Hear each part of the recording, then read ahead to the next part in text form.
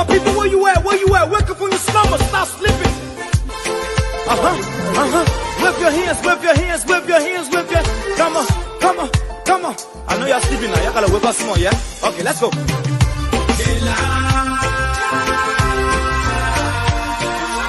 people fool us. The people lie to us. The government betray us. So much. I said they lie. The people fool us, so. The people lie to us. The government betray us. They can lie, they can steal, they will not know. I said we tired with their lies. We tired with their promises that led us to all our damages. We tired with their speech they preach indeed, and now unique they deceive us. The thing we saw, it frustrates us. So why can't you lie? Why can't you steal? Why can't you allow the citizens to beat? You see, we just tell you that's why we voted you. But you screw us, you screw us, you use us and later on abuse us. So why? The government should lie. Why? But that's the question that we ask. The people fool us. The people lie to us. The government betray us. So much. I said they lie. The people fool us, so the people lie to us.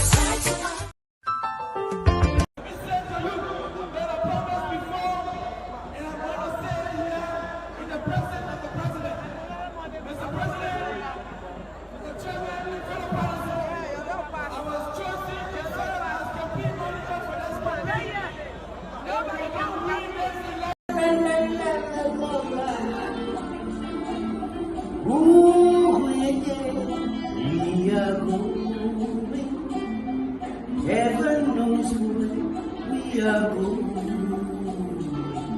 We know we're there. We will get there. Heaven knows how we will get there.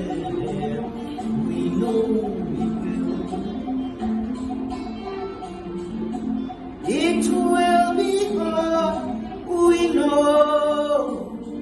And the road will be muddy and rough, but we'll get there.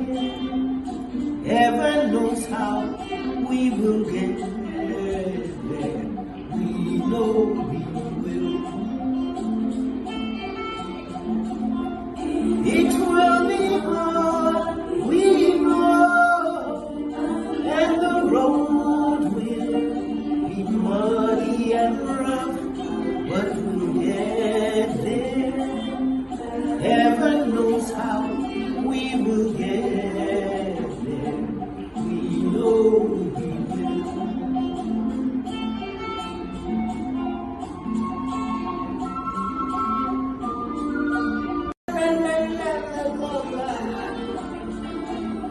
Ooh, yeah, we are going. Heaven knows where we are going. We know we're there. We will get there.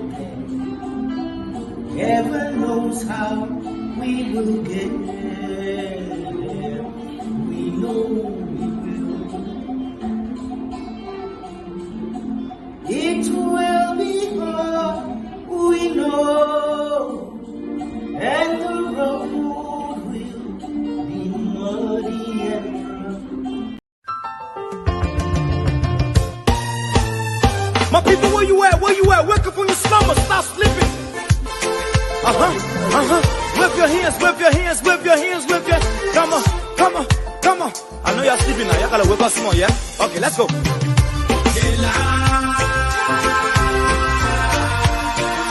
The people fool us. The people lie to us. The government betray us. So much. I said they lie. The people who are so, the people lie to us, the government betray. It's all in the game. It's all in the game. Here, there, and Here, there, and everywhere. the people keep on The crying. people just keep on crying. It's not fair. And we know some, all the big people.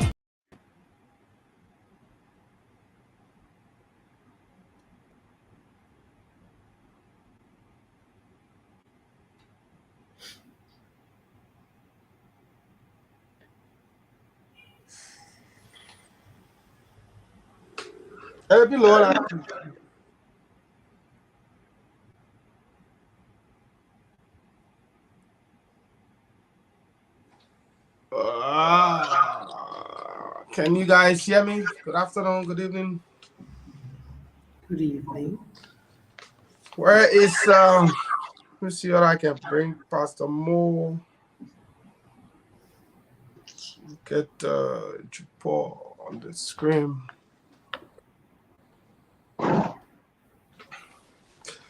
Well, we are back on another edition of let me meet few of our friends. Another edition of the class. It's Monday. Today is the first day of the week. We are glad to be. And how was your weekend? Oh, my weekend was very good. Good evening, everybody. From where I am, it's 8 something. Very quiet. Very quiet. I apologize for last week, but I happen to also live in the region of Miami, across the board. And I'm telling you, I was already last week, Monday, and 7 o'clock, pop, the lights went. So, Yeah. yes, it wasn't of my personal doing, but it's great to be here. And we're glad that you are back with us on this brand new edition, the first day of the week for the class reloaded. It's good that you can back. Chupo, how are you? How is Banga?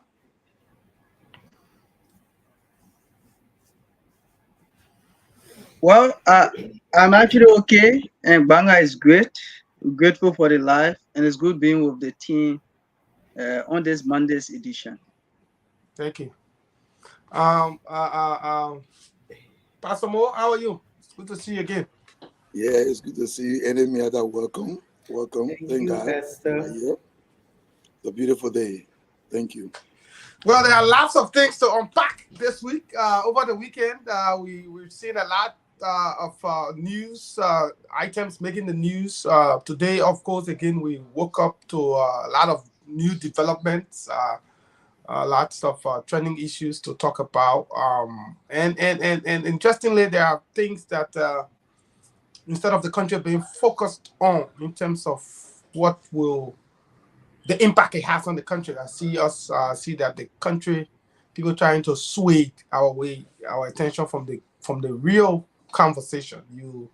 We discover arms and ammunition a few days ago in the country. The government has failed to say any word on the status of that arms. Yet and still, we see people trying to play politics with somebody who is considered the potential threat. And these are interesting times. And I've made a post earlier today talking about, it's funny how the people who are more worried about JMB are the people who don't support him.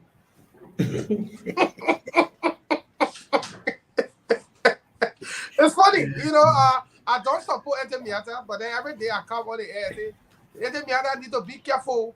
Ete Miata, your please tell her to retire. Your please don't let her run. How is this you're worried? You should be happy that the Liberian people will not choose this man, because in your mind you think he's not fit to lead. That is the decision for the Liberian people to make. So you sit in your little corner and you concoct your own stereotypical belief and think that the Liberian people will buy into your shenanigans. You're joking. You're a joker.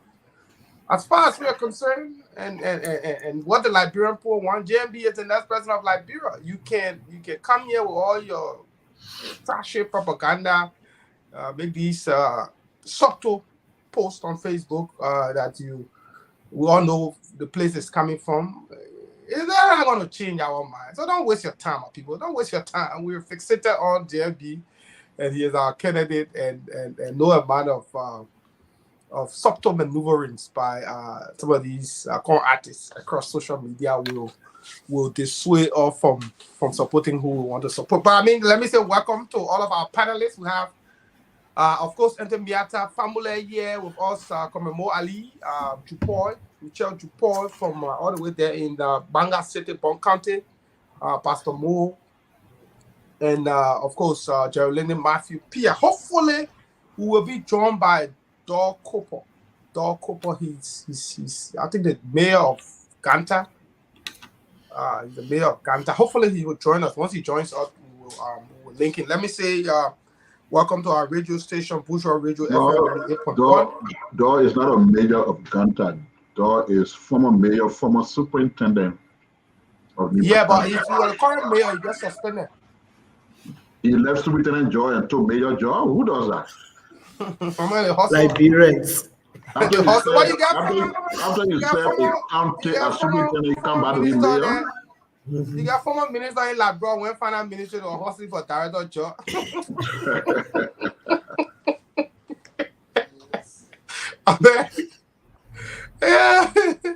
Yeah, former superintendent, former Labrador, everybody hustling, anything will do.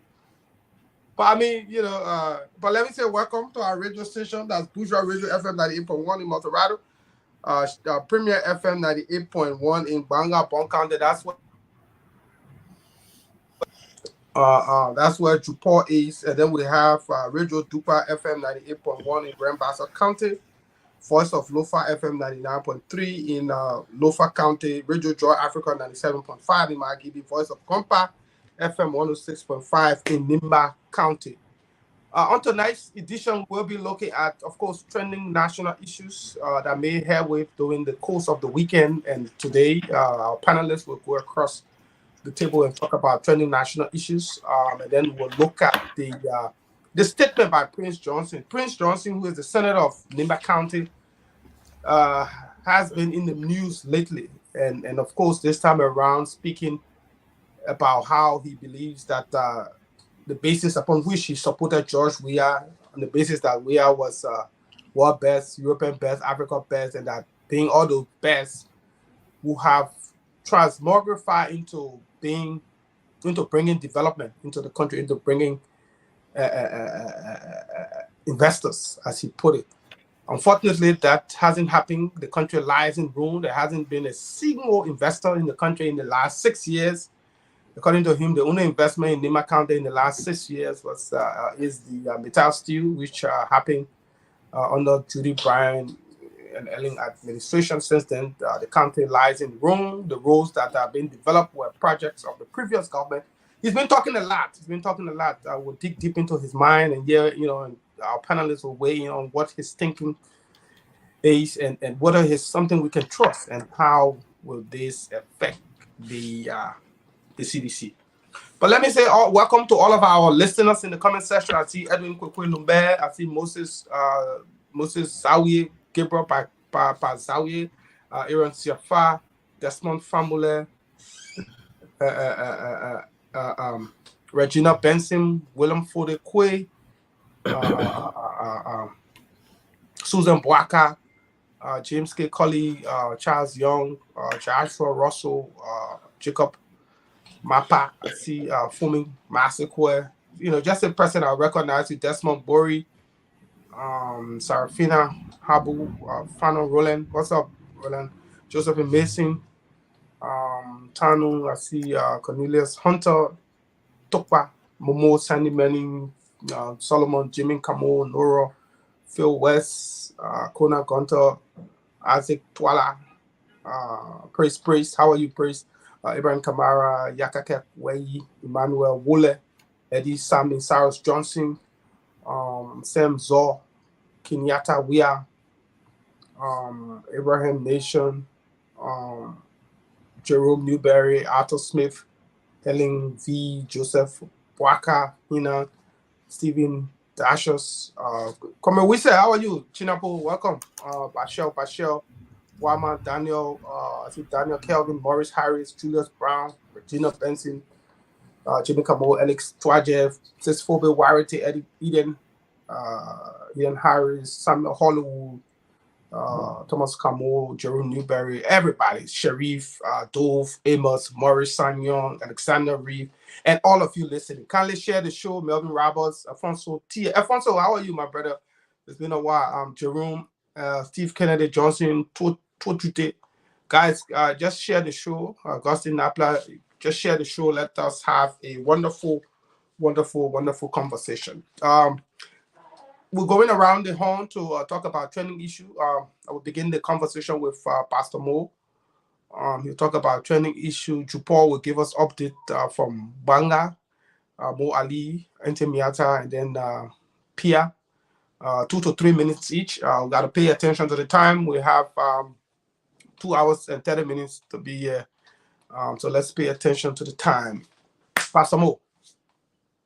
Yeah, thank you. Thank you. Good evening to all of the panelists and to our many viewers there in Radio Land. I want to bless God for this evening. I want to be grateful to God for this opportunity to be on this great platform that is enlightening the minds of our people back home. My training issues I have here is I want to thank God for the health of Honorable Boakai and looking at David Booker, Pastor, 1 minute, let me recognize David Booker. David Booker, sorry, the way the names are pouring, it's difficult for you to call everybody.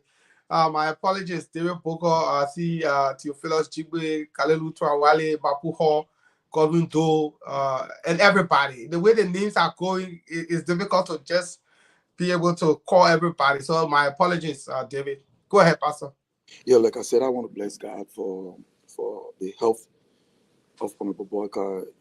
Despite I'm on this platform, but there are some things that I do secretly in my corner, or interceding for Liberia as an intercessor and interceding for the candidate of Liberia, knowing that the agenda of the enemy will not stand, but the agenda of God will stand for our nation. So I want to be grateful to God for Honorable Boakai. Interestingly, we're going to discuss the issue with Honorable Prince Johnson, and I think I hope we can have Honorable Prince Johnson here one of these days to tell us exactly and tell the people exactly what is unfolding into his county and in Liberia as a whole. I want to applaud Representative Aspirant Cornelia Kratoba. She launched, she launched her bid on Saturday, which was well attended by many women in politics, and many are planning to go into politics. And I saw some high-profile politician women were there to grace the occasion, including Senator Yombi Kanga of Grand Bassa County, and I witnessed them dancing a beautiful song there from the Yombi camp. That was awesome to see the women coming together to support another young lady. Excuse me. This Kesalia, it gave me a hard time. For the president, for the aspirant bid. Also, the CDC Secretary General, we're going to discuss that, but he said a lot of things. He said people in Lima County need to put the county interest and not their interest. I know we'll go into that. That is so good. And I took a look at the Analyst newspaper in my 1 minute. I took a look at the Analyst newspaper, and I saw they wrote something concerning Joelle Howard Taylor celebrating, her 60th birthday. And interestingly, her 60th birthday is a 2 decade of humanitarian effort, and they're saying that she have a humanitarian organization called Starfish, and they are supporting women. They are supporting women. I really want to know what are they doing for the women in Liberia, because those women who have been victimized, those women who have been raped, she have never spoken. They say she educated women. I don't see that. I follow her closely on Instagram. She posts part of fake information, and unfortunately, this newspaper just write rubbish because they have been paid. And I hope we will be able someday to put her under the microscope because she is not doing well for the women. And if she have a foundation, what is she doing with the money? I remember on my 30 seconds, I remember the Bafarati concert that took place in Liberia. Myra Gibson, or Joel Howard Taylor, and Grace Manor. They the one spearhead that Pavarotti concert, and $5 million was raised. Where did that money go? For the children village, because today we have Zogos in the nation. And if that children village were erected in the Barclay Training Center, today we will not face what we are facing. Thank you very much. Thank you, Chupo. Your 2 to 3 minutes. So about 2:25, Yeah, so about 25 minutes. okay, so thank you, and I'm grateful to the team for being part this evening. And I just want to say hats up to all of you, and hats up to all the people following us via radio and those following us online as well. So many trending issues from this side of the country. The first one is 5-bedroom house has reportedly gutted by fire in the Kuyons village in Bon County. Yeah, and of course, inhabitants of the place said, I mean, they had no fire materials in the house. They had no current or no dynamo or how you may call it. And they said it happens over the weekend in the evening when their daughter actually came from school and she asked them that, she was hungry and she needed something to eat. While in the preparation stage, uh, they just saw a smoke from the house. And the little girl said, "Oh, mother, there's smoke coming from the house." Wherein, after they have gone to check, the entire house, including the roof and everything, has all, been burned as a result of the fire. Now, I was able to speak to the mother of the victim, that is Mother Fatou Kuyon of the Kuyons village. And she said, uh, at the present moment, they had nothing to survive on. Because she said materials that left in the fire include rice, money, phones, and all of valuable properties. She said all of them left in the fire incident, and they were not able to get away with any material. And they said at this point in time, they are actually struggling to fend for themselves. And she said they are even, sleeping to neighbor places because there is no place for them to stay, nothing to eat, and things is actually difficult with them. And then she launched an SOS call to humanitarians to actually aid them in the area. Because she said, if people don't really come to that aid swiftly, she foresees serious catastrophe shouting over them. And another trending issue from my side here is Bon County main coach, dropped, his lesson has been terminated by the Bon County Sports Steering Committee.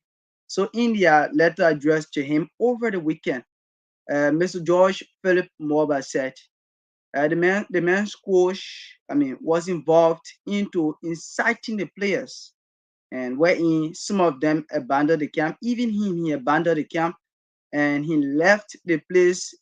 Choking the workers, the footballers, to actually fend for themselves while on camp, to self-govern themselves. Something he says, violates Article 5 of the memorandum between them. So he said, at this point in time, Coach David Law should return all of the properties that belong to the Bon County Sports Steering Committee. He said, whatever materials he has, he should return them, or he may face the full weight of the law. But it is established that prior to the game, I'm talking about the third place match between Bon County, it is established that Coach David Law was spotted, taking some fun ice in a tune of 1,000 United States dollars from a player from Marigibi County, where he was spotted taking 1,000 United States dollars. And the intent of the money, 30 seconds. for which he took. Okay, so the intent for the money for which he took is yet to be established, and it's also established that he has B certificate for Lofa County. So yeah, so far so good Okay. for my end. Good. Good. Thank you, Jupol. Thank you. Mo Ali.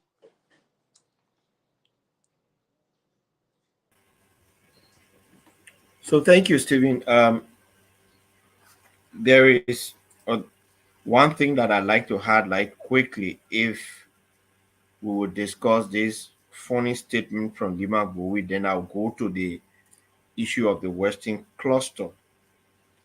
And our friend Roden Giddens did extremely well by doing a research on the Mineral Development Agreement and pointed out four major lapses or breaches of that agreement. And he stated one, the expiration of the exploration lessons. The lessons that was granted to the Western cluster for exploration expired, according to him. The first one for Bomi expired in 2014. The one for Mano River expired in 2016. And the one for the B Mountain expired in 2018. Then he also found out from the MDA that the mineral development, the production targets in that MDA for Bomi, for Mano River and B Mountain deposits was due to commence in 2016, 2018, and 2021 respectively. And none of that happened. And in fact, he also uncovered that it was only Bomi County that met the preconditions, that satisfied the preconditions that were set out in the NDA. The other two are from Bomi, from Mano River and B Mountain, they did not meet it. One of the points there on infrastructure was that they were supposed to construct a 2-lane asphalt road, paved road, quota road from Bomi Hills to Mano River. Now, for those who don't know Mano River is in Cape Mount, and it's a bordering town between Sierra Leone and Liberia. And that's where you had the iron ore company, the NIOC, National Iron Ore Company, that operated in the 60s, 70s, and early 80s before they went out of production. So they were also to construct a port, a seaport at a town in Cape Mount, right on the sea, between is a confluence between the Lofa River and the ocean. They call the town Bomoja. And the reason they were constructing a port there, I remember when I was county development officer for Cape Mount, we were asked to conduct an assessment on that place. And we did the assessment with the engineers from Public Works and other places for the feasibility of constructing a port there, because it may be almost practically impossible to construct a railroad through Douala to the damage will be more. like it used to be. So the most sensible thing to have done was to construct a port at Bomoja in Cape Mount. Bomoja is just few minutes drive when you get off the Rawalsport Road. None of these things have happened. They haven't met any of these preconditions. And those are some of the reasons why they could not start operation even when that was signed. Now, this mineral development agreement was signed in 2011, and 12 years later, before they are starting production, or 11 years later, if you were to subtract the Ebola years, you say 7 years later, before they can start production. They should have met these preconditions. One, they also were to deposit a certain amount of money for their social corporate responsibility to the 3 counties, the affected counties, particularly Bomi and Cape Mount. They haven't done any of those. And then overnight, we see them trucking iron ore by trucks on that road. They were also supposed to face the road. Now, the legislature should have taken this, and Rollins submitted that the fact that all these breaches have occurred. And then they have long gone beyond the time the legislature should have opted for a renegotiation of the entire MDA. They didn't do it. Overnight, we see then the trucking iron ore. They haven't paid a cent to the counties, according to what even Edwin Snow, who was fronting for them, have said. The counties have not benefited anything. They haven't even done a feasibility study on the construction of the port at Bomoja. I am not even sure they've done a feasibility study on the construction of the Kota Road is supposed to build from Bomi Hills to Congo Mano River. And the hauling iron ore now. Before we look, they will also start hauling iron. They will start mining from the B Mountain. And they will also go to Mano River. These things are going to basically affect this country. Yes, Senator Prince Johnson complaining. They owe them, the government, because he said they know that Metal Steel has remitted their their social corporate responsibility funds, but the government has not paid to them. They owe Nima County 7.5 million. They owe Basso 5 million, and they owe Bong, I think, 1.5 or 3 million. Then Cape Mount and Bomi going to add to it. Because the last time our county went, the Cape Mount, they had a county sitting, and they know they're supposed to be having around $3 million in their account. They have a portion that are part of that money for development initiatives in the county, only to go to the Ministry of Finance. They keep dodging them. They can't get a cent. Our legislature, the members of the legislative caucus from Cape Mount and Bomi, they need to stand together. And even Bapolo, because that road passes through Bapolo as well. 30 seconds. They need to stand together to bring this to the attention of the entire legislature so that action can be taken. Let them stop transporting iron ore by trucks. It is damaging the road. It's going to cause health hazard for our people. Thank you. Thank you, Moali. Enter Miata, and then we'll go to George. You're muted.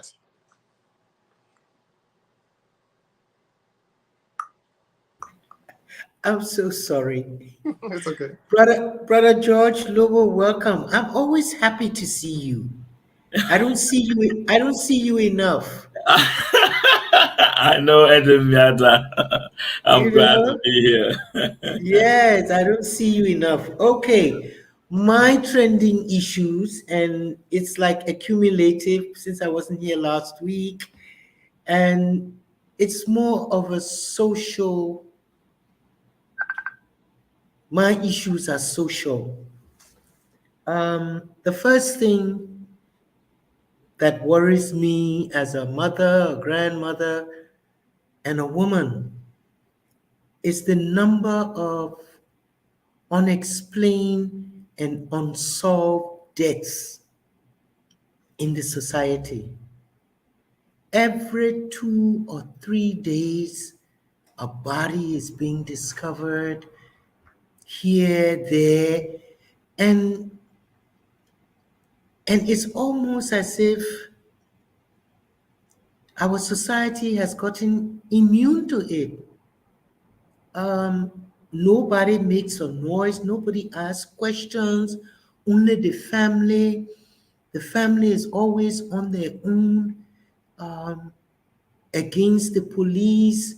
The police seem not to be able to solve cases. And for me in the diaspora, and I'm sure this is something that is affecting a lot of Liberians in the diaspora.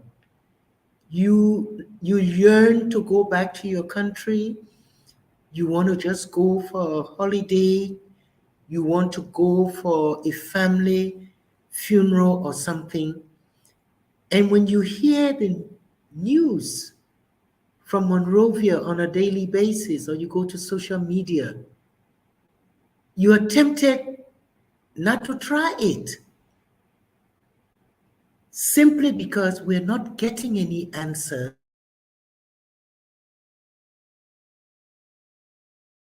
Our society seems to be losing the human touch, my people. We seem to be losing it. It doesn't matter, one day a child here, one day a woman here, one day a man in all of the different communities. So imagine what it's doing to the psyche of Liberians outside. And I think we need to ask more questions. We need to demand more answers for these deaths that keep coming every single week. My other issue is, and here again, we always tend to put the politics.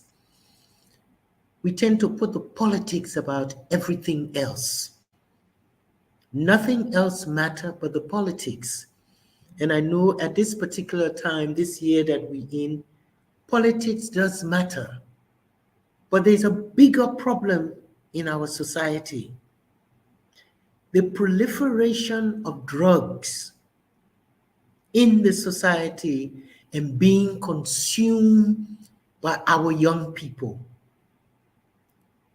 The proliferation of drugs and the amount of our young people who are just, evolving and getting evolved. Mothers are seeing their children all of a sudden start acting strange, and they don't understand because these mothers have absolutely no idea, that what your child is smoking is not just an ordinary cigarette, but it's something else. And too many of our young, and when I say young, 14, 15-year-olds are going into becoming drug addicts. And people are saying, oh, the Zogos. Yes, the Zogos will increase because there's an availability of the drugs in the society. And we know who's responsible. It's like a vicious circle. The law enforcement collect the drugs. The law enforcement distribute the drugs in the ghetto. So law enforcement and Zogos are working together. Now, if a child becomes addicted to drugs at 15 years old, Liberia, we've lost a citizen. We have lost a citizen, just like the thousands of Zogos that we're looking at now. We've lost them. You can camp them, you can put them behind a fence, but very few will become productive citizens. So we just cannot go on like that. And for me, because it's just been brought to my attention on a personal level, that one of my little Oba girls, beautiful child who started with us in 2006 at 3 years old, she's 15 years old and she's now on drugs. There's a future mother of Liberia in the next 10 years. Young people are dropping dead. So my people, my Liberian people, we need to focus on some of the social aspects in our society, because we can go and we can vote the JMB and think we're putting in place the best government.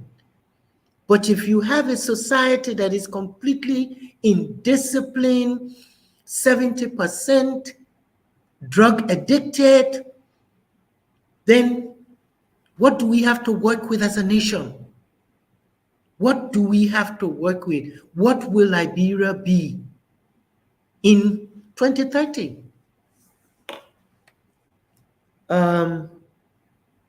Yes, this is a pleasant one.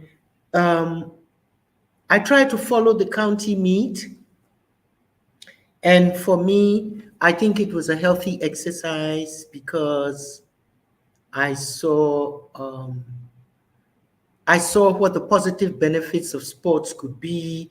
It was cordial, it was fun, and everything else. I personally was rooting for Nimba County, but I didn't want to put that there because I knew Patrick Horner and and others were going to slap me. But yes, but I was happy.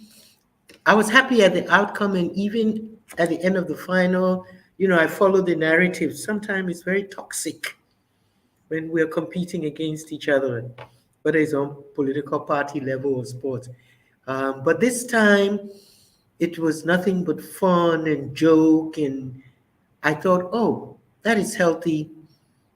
We're coming there. We're getting there little by little. Liberian people, what's wrong with us? What's wrong with us? Every day we crying corruption. Oh, the people stealing our money. Oh, the people are this. Oh, and this. Did I see a video of sanctioned official Nathaniel McGill in Margibi? Did I see hundreds of citizens of Margibi spreading lapa and singing? So Margibi, are you telling us, you telling our number one partner, the Americans, we don't care what you say or the lie, we want Mr. McGill? If that is the case, my people, I can see this scenario happening in Riverses when Bill Tiawe goes to run.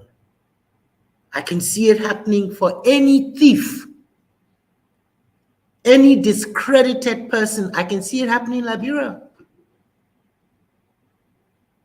They won't act any different from the people in Margibi County. And then I asked Stephen, Mo Ali, George Lobo, Pastor Pierre, what the hell are we doing here sitting down? What are we doing? Aren't our people telling us they want corruption? Aren't our people telling us they like the rogues? We're talking about Western Cluster today. Edwin Snow was representative in District 6. How he moved to Bomi, we do not know and we cannot tell. But yet the Bomi people there, some of the smartest people in the country, they put some of the best women candidates forward. Ambassador Nain Dukle Tobo, Hawa Go Kuchi, Madam Allison, Francis Johnson Morris, Zogo and Norma. They didn't take none of them. They didn't take none of the good people, the Bomi people. You took Edwin Snow. You took Edwin Snow because he came with your very own money and gave all of your something, made plenty speech. You went with Edwin Snow. Yeah, he's selling half your mineral, you're crying.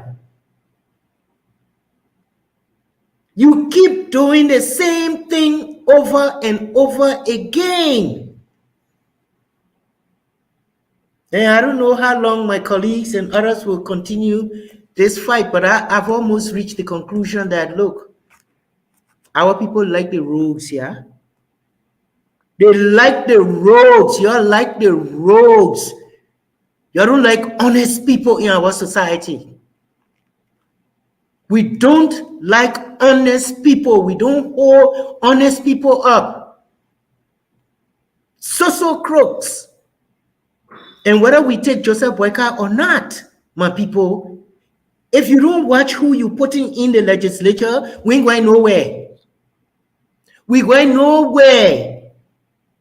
You can't pick a righteous president, honest president, and then you still put a whole lot of crooks in the legislature because nothing will happen again, my people.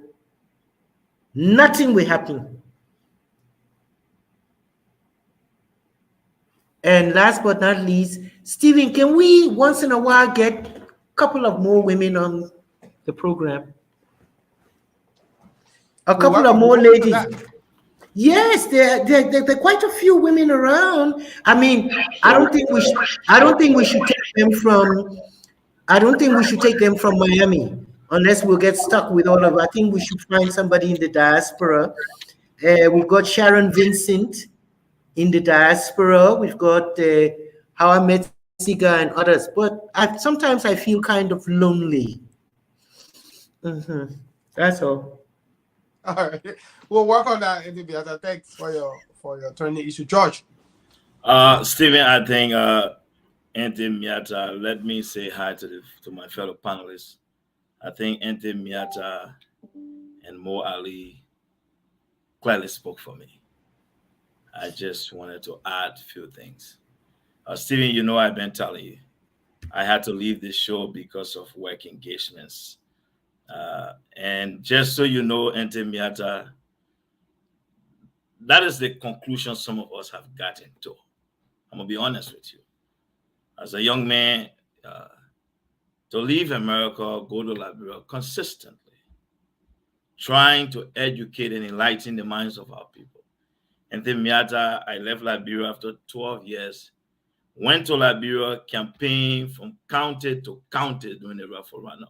I think Mo was involved in arranging some of my appearances on radio stations. From counties to counties, Auntie Miata, so that we defeated the referendum in 2020. I have committed again to go back to Liberia, Stephen, in the next coming weeks to engage in a massive voter registration campaign. Because I believe if we don't get our people out to register, then they can't vote. If we're going to defeat George Weah, we must first ensure that our people register. So I hear people saying, there's no reason to register. Listen, folks, if you don't register, that means you've waived your right to make decision that will change the course for your future over the next 6 years. And let me say this to all of you. When I hear you people fall into government propaganda, that all the opposition is so divided, I think we should just stay with Josh. That's fine. That is fine. If you believe the last 6 years or 5 years has been better for you and your children, then that's fine. And then Miata, people fail to understand that when they say other countries are blessed, Liberians' understanding of wealth is only in the minerals and natural resources we have. They fail to understand that the human capital of the country is essential to the growth and development of any nation. We've not recognized that. Because if you look at all our concession agreement, one of the reasons why we've lost in almost everything, one, we do not have skilled workforce. We do not have the engineers that when it blasts the mountain, even though we sign a concession agreement that states that you must only take iron ore, Stevie, we don't know what all coming out of there. So again, the young people we should be investing in, training them so that we don't repeat the mistakes of all the previous concession. It is the same old path we are on. We can't have a skilled workforce argument, Stevie. With majority of our young people in the streets, we call them Zogos. We record them when they are making fun, when they are high. This is why our government don't invest in that. Youth rehabilitation, those young men, Stevie, they could be mechanic. GSA, for example, we spend so much money, Stevie, every time you take the government budget and look at maintenance and repairs. Do you know what it means if GSA will have government-operated mechanic shops for every 50 miles radius? That is saving. We can employ those young men when they are rehabilitated. We want to invest in low-income housing projects. We have hundreds and hundreds of young people in the street. They can be mercenaries. They can be road maintenance workers, Steve. We need to change course. So for you young people, like I said, I have no reason to leave America again, but I will be going to Liberia in March to go from 10 to 15 counties as I hope to do. Because I have said, Auntie Miata, this 2023, I will give everything I have. Because when it's all said and done, I'm not the guy who wants to say, it may be if I had done this. But you know, Mo, thank you for your deliberation. What bothers me, Stephen, is Edwin Snow. the confidence that he enjoys to stand in bombing and will be talking so relaxed. That is where I realized that Liberians don't know what we want yet. That Western cluster deal, if it was in any other African country, no truck would have left bombing by this time. There would be no way any other iron ore would have reached the port of Monrovia. But our people need to understand the future that they dream of will remain a dream, a reality yet to come. We have to take actions. A man like Snow, who was on traveling ban, Stephen. This man office budget at LPRC during the transitional government was $2 million. He collected all his traveling allowances. Yeah, he was on traveling ban. I'm still looking forward to seeing the investigation for Snow to tell where he traveled. This is a guy who is notoriously inherently corrupt. This man ate the FIFA Gold Project money that should have expanded ATS to shield himself. He married the president's daughter. This is the Snow we are talking about. And he stands in the midst of the people and talk about when you wanted catering services, they came to my house. Stephen, where's the legislature? For me, I know my European lawmaker and I tell him, I ain't got a problem with campaigning for you, Unity Party bring you. But I must also tell you that bring people your voting record. I have to market your legislative accomplishment. That is what I'm going to do. I'm not leaving America because I don't want to be your office as your special assistant. If the Unity Party that I belong to bring you, fine. But I will tell the Liberian people how many times you voted on critical national issue in their interest. Because I want them to know. So if they decide they will go for you, that's fine. But I will say this to the Liberian people. This 2023, the world just watching you guys. The decision you people make will shift our country for the better. It's in your hands. I'll leave it there. Thank you, Josh. Thank you. Pierre.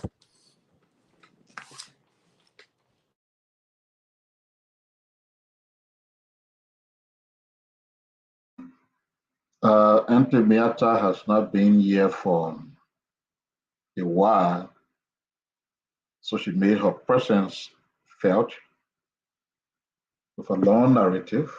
So I don't want to pass her today. So I will just quickly look at two issues quickly. But before I go to those two issues, let me say to Auntie Miata and Josh Lobo. If Martin Luther King Jr., in his struggle for civil rights, for the Black race in America, has felt disappointed in the extent of support that he was receiving from the very race he was fighting for, the little that the Black race enjoy today in America would never have been achieved. I understand it's frustrating, but here's what we need to look at. The society is what it is because of how we have kept the people. We've kept them uninformed, we've kept them illiterate, we've kept them in a category that makes them not to know their life from their right. One thing, and only one thing will change that. The right leaders who will prioritize the elevation and liberation of the people in a truest sense, build a generally conscious society. And that consciousness of the society is why we'll move them into acting properly, and not just because we want them to act properly and get frustrated because they don't act properly. And if we fail and get frustrated like we expressing, then if that is supposed to be a promised land, if you match that situation to the biblical time, then that promised land would never be reached. So I call upon you and to Miata and all others not to throw away the towel. The fight continues. This is a struggle that we must be engaged in, not just for this election. It must be something that will occupy us until the one who made us, the one we call God, call us back home. That's just a piece of advice based on what I heard the both of you say. But this is what I wanted to focus on. Let me do that quickly. So I jumped on Facebook late this evening and I saw something like Unity Party, do the right thing. And then it says, dear Unity Party officials, including my auntie, Daba Vapila, in the interest of peace, development, and the future of Liberia, I would like to ask you all to kindly allow Uncle Joe to retire from politics and focus on his health. He deserves to spend his golden years interacting with his grandkids, enjoying family time. I would also like to take this time to ask you all to reconsider your partnership with other political parties and form a merger that will provide a viable political option for the Liberian people. The red things are on the wall. My Uncle Joe is in no position to contest. Uncle Joe, please be well. I pray God's blessing upon you. Dear Unity Party, Liberia's political future and the interest lie and rest squarely in your hands. It is high time we put ego aside and put Liberia in her interest first. Do the right thing. And this is supposed to be written by Lima Bowie. And the reason why I brought it up is because I have a few questions for Lima Bowie. When all of the young people, Mo Ali, Stephen Johnson, Delon, and other people, they were the progenitors of the CPP. Not Cummings, not Bouaka, not the big political actors. When they did their job and brought the political parties together, a quest for power emerged. Alexander Cummings, never been even a sweeper in any government office before, insists the president he must be. And when those originally said to him, how is this possible when you have someone with over 30 years of governmental and public service experience? And you don't think it's a good thing to allow yourself to grow? Go honor him. It was a foregone conclusion that was a ticket. And people rejected this effort and initiated a brutal and gruesome fight. That fight did not take days, weeks. Oh, it took months, probably years. Where was Lima Bowie all that time? What did she do in public and in private to salvage the situation? Oh yes, I know where she was. But then she was still bidding for Wia. Oh, they were on honeymoon. That's how she became Independence Day speaker and all of those stuff. Until she said things that they didn't want to hear, and the honeymoon and marriage crumbled. Today, she wants to tell us that she is now that moral voice who's supposed to be telling us what to do. What kind of hypocrisy and showboating is she on? You call Joseph Bouaka your uncle. Oh yeah, if she's your uncle, if he is your uncle, then you did not need to come on Facebook to post any trash. Because you have the way leading to the doorstep of your uncle. Pay a courtesy call on your uncle. Discuss with your uncle and say, Uncle, I have come to ask you not, because the thing is, what the heck are you writing Unity Party? The decision by Joseph Bouaka to wanting to be president was not influenced by Unity Party. I remember in 2017 when Bouaka wanted to be president, he traveled to Lofa. He held a big ceremony there where he said his people petitioned him to be president. It wasn't Unity Party. But even as his people did that, the choice to decide on wanting to be president was Bouaka's choice. If Bouaka should run or not run, it has to be his choice. Not Unity Party. So, madam, why are you showboating on Facebook and saying that you represent Joseph Bouaka? Do we have a copy of what you wrote as a letter? Can we see it on Joseph Bouaka's desk? That is a communication that you deliver to him? or just pure tabata and nonsense on social media.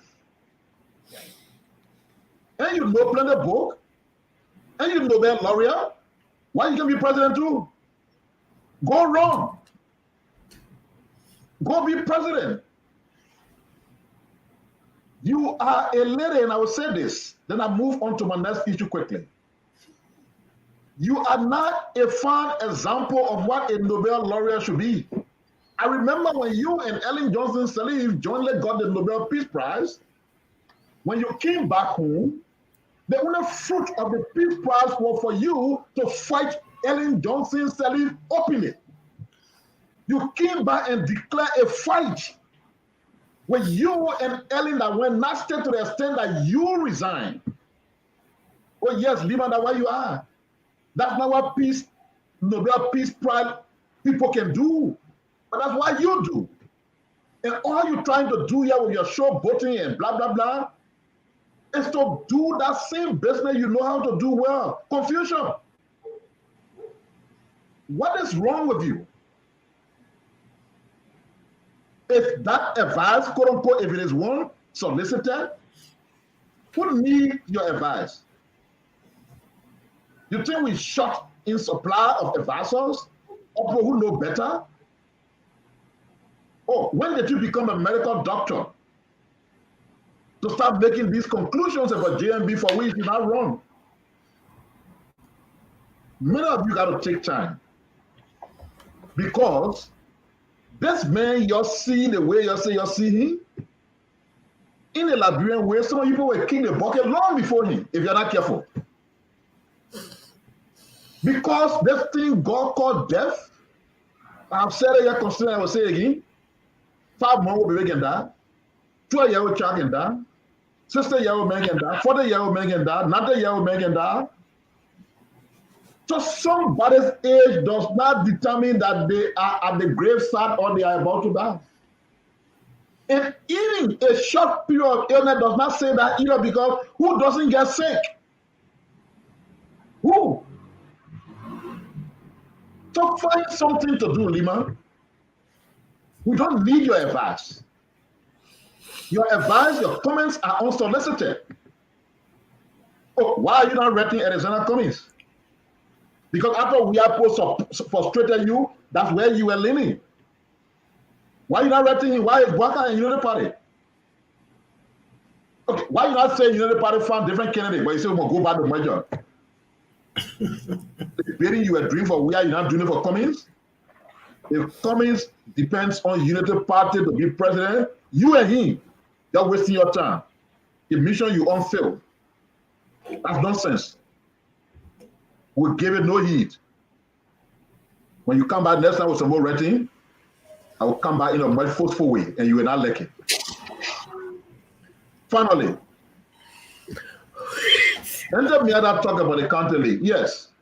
You know, I openly said before the finals of the county league that I don't support Lofa. I was supporting Nimba. I don't know where John Lobo from. You from Lofa, right? You know, don't want to put me in problem. I will just stay the way I am right now. Okay. When they can't tell me what between Bon, Lofa, and Nimba, I was out. Okay. I can clean citizenship. I supported Nimba Kante. So I didn't say nothing. Whoever won it was fine. I said I was not Bon grew up in Nimba and Moserado, so he'll from Lofa. I said I was not supporting any reason. Very simple. And all of you who follow football, you should know it. The county league has 2 cardinal objectives: an opportunity to spot players, young talents who will make our various national teams, and 2, to promote peace, unity, and reconciliation. But since the county meet has become a political weapon. When Lofa County won the trophy for the first time, we're approaching the midterm election. The goal of the people who were rallying the forces for Lofa County was all about that election. The Momo Saros, the Jefferson Koji, the Thomas Farah. And we saw what happened during that election. They were desperate after they used everything. They won that football league, we're not in peace. They paraded with that football trophy around, I think it was almost 3 or 4, 5 months. One trophy. Just went from place to place. Because the politics was the goal. And we saw that happen. When all went, let us scatter for them in Lofa, they were not pleased because everything they did with that football trophy for the politics field. The king back manipulated until they stole the election for Brandon Samuka, and today they have one guy who said was an independent candidate, and with all the results even declared and announced, he was CDC buried. They started again. That's what they were doing. If you people are allowed them to win that trophy, the celebration that are going to start will only come to end on election day. Because it was going to be Exactly. Yes, it was going to be all about campaign. And that's the reason why I did not support them. And bravo for the boys from the mountain. You aborted an evil pregnancy, an evil child. Let Lofa election be held in peace. Thank you, Stevie. Thank you, Pia. Thank you, Pia. I think Stevie, I did Pia and the whole show. Stevie, please, you know, Pia raised this issue. And let me just give me 1 minute. Let me give my take on it. This whole Limak Bowie thing. And I heard some people say, oh, you shouldn't talk about it. Look, Limak Bowie is a Nobel laureate. When she says something, it goes far and wide. So at least within our own limit, we should talk about it. You know, for somebody to come out and say, oh, the person needs rest, they need to be with their grandchildren. When last you visited Joseph Boakai? When last you took the phone to call him to understand what's happening to him? When last you ever told Joseph Boakai, say, I supported you? Even in 2017, Limak Bowie, you did not support Joseph Boakai. In the first round, in the second round, you never did. So who asking you for advice? Have you spoken to Joseph Boakai doctors? And they told you that, oh, Joseph Boakai is now sick, he's tired, he can't make it? Or are you one of his doctors or his nurses taking care of him to understand that, yeah, the man old now, he needs to be with his grandchildren? Has Joseph Boakai ever complained to you that he's not having time with his children or his grandchildren or his family? Has he ever complained to you? We are with him every day. The day we get to understand that he doesn't have the strength, the energy, and the will to do so, I will be the first to tell him. JMB calls me the dead devil. The day the party leadership ready when we sit down, the moment he sees my face, he knows straight I'm off for business. And he will say, the dead devil, Ali, ready, go ahead, fire. I will tell him what I think. And we will first, at the end of the day, we agree on something. If you know he's wrong, if he knows he's wrong, he apologizes to the leadership. He can't be not tired. When he's tired, he will say, hey, this man is one person I know who loves this country. And that is the reason why he is into this. Every human being can get sick. People be mocking JMB, they move from there, they get sick, they spend months in hospital, some of them even survive. So JMB, that robot, he can get sick. Other people can get sick, they fly them off from here. If we have a chance to, if he say we can fly off from here, no problem. JMB will be well. He's now home. He's going to the US for fundraiser for his foundation. And he will be well. Y'all will see, y'all will get a vest. Limak Bowie, come just visited you on Thursday. You've committed to supporting him. Because you've committed to supporting him, your thinking is that if Joseph Boakai is in the race, no other person stands the chance. So you know what? Let's do something for Joseph Boakai to move from there. When he move from there, the other people will be forced to come beyond comments. Let me tell you this. I am not an ordinary member of the Unity Party. The Unity Party and the people that support Unity Party and our collaborators, they are not bereft of leaders. For a political institution to be bereft of leaders, then that political institution has no right to exist. We are not bereft of leaders. In the God forbid instance where Joseph Boakai said, gentlemen, ladies, I can make it, we will consult and we will bring a more viable ticket that will beat Josh Weah. So if you suppose it comes, kudos, congratulations. We'll bring it to JMB. We'll not take it from you. Thank you. Steve, can you Thank you, please Mo. give Steve? No, let please, me say something. please give Let me me say 30 something. seconds. Okay, go ahead.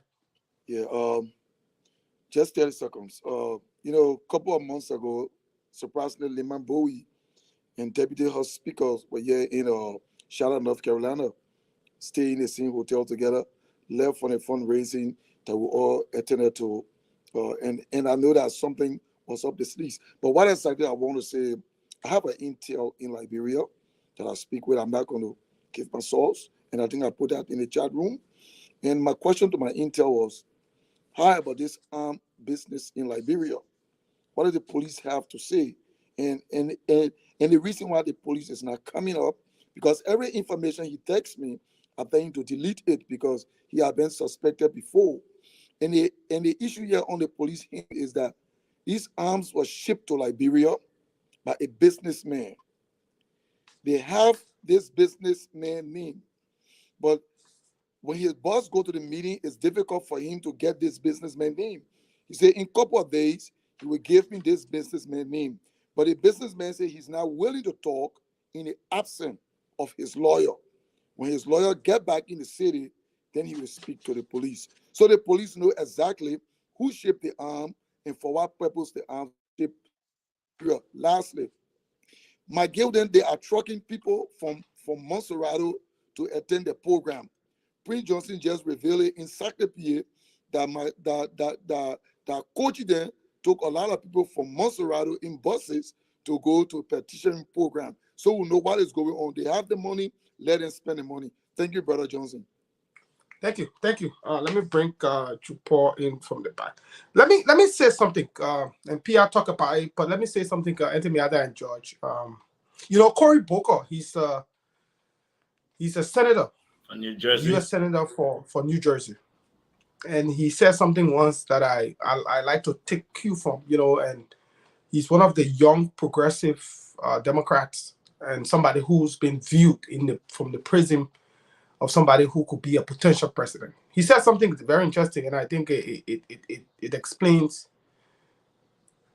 in details, especially so when you want to give up. He said, if your love for your country don't scare you to the point that you think about giving up, then it means you don't love your country. He said that your love for your country should give you that fear. That's how you measure true love. True love is when you have this fear. Now let me give up, but yet still you dare because of something holding you. And that's the kind of passion we all have for this country.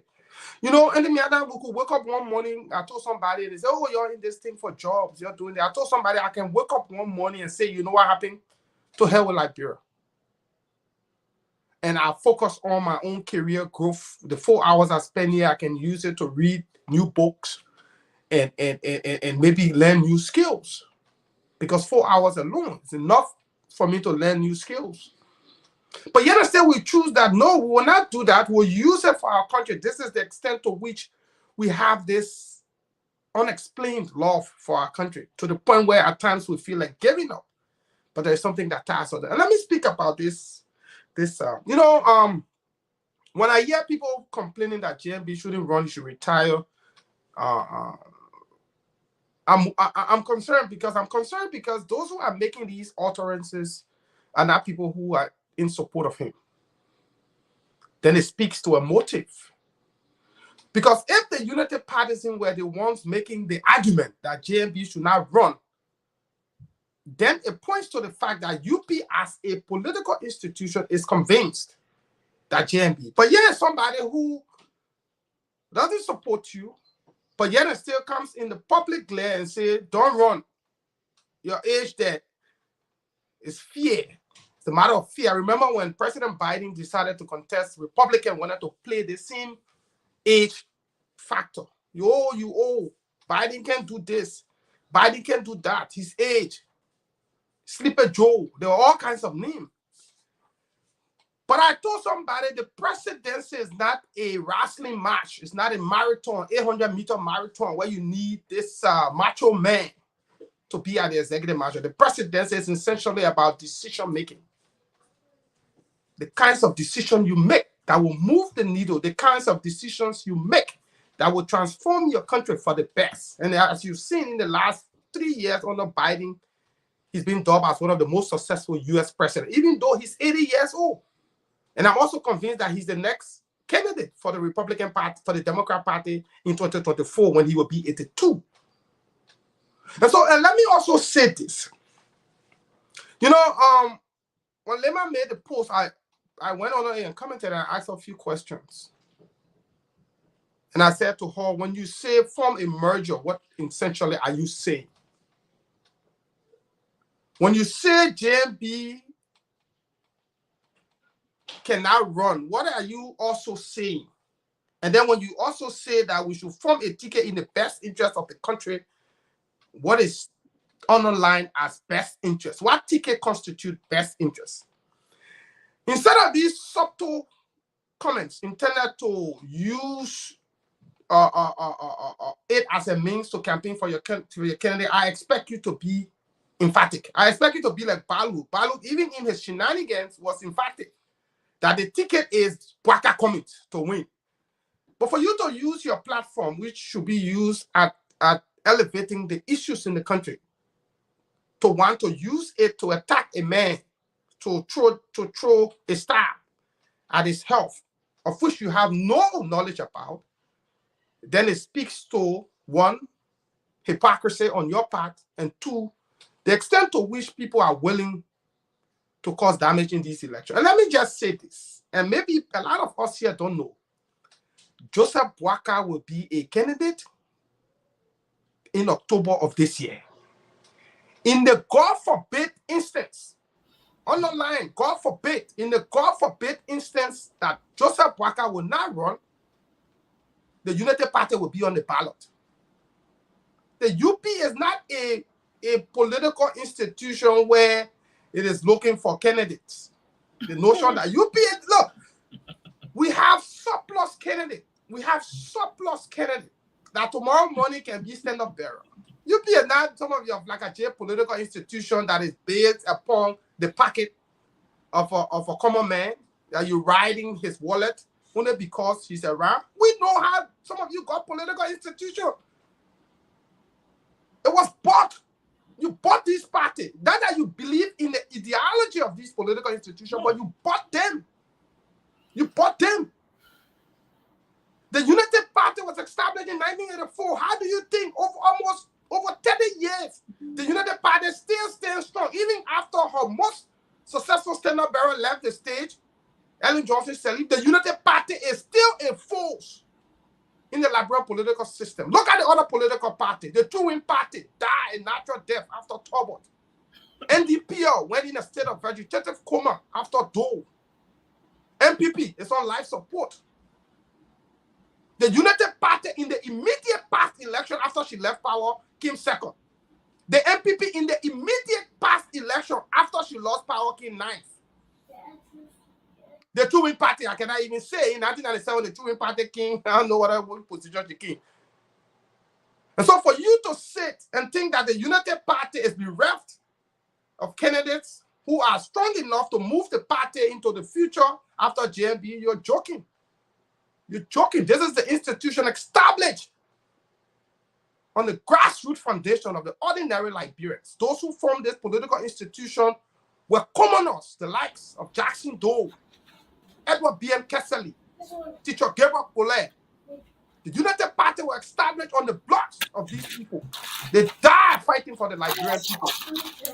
And so for you to sit in your little closet and think that the United Party is one joking party that you can just come from anywhere and think that you can ride on it, you have to think again. But let us start here, you know, and Steven, I know we're getting the show started.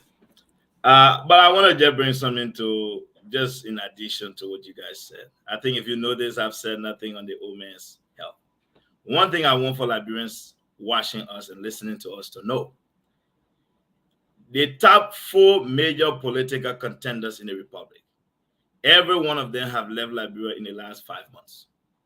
We don't know what they do when they are outside. Mr. Cummings is in America almost every 2-3 weeks.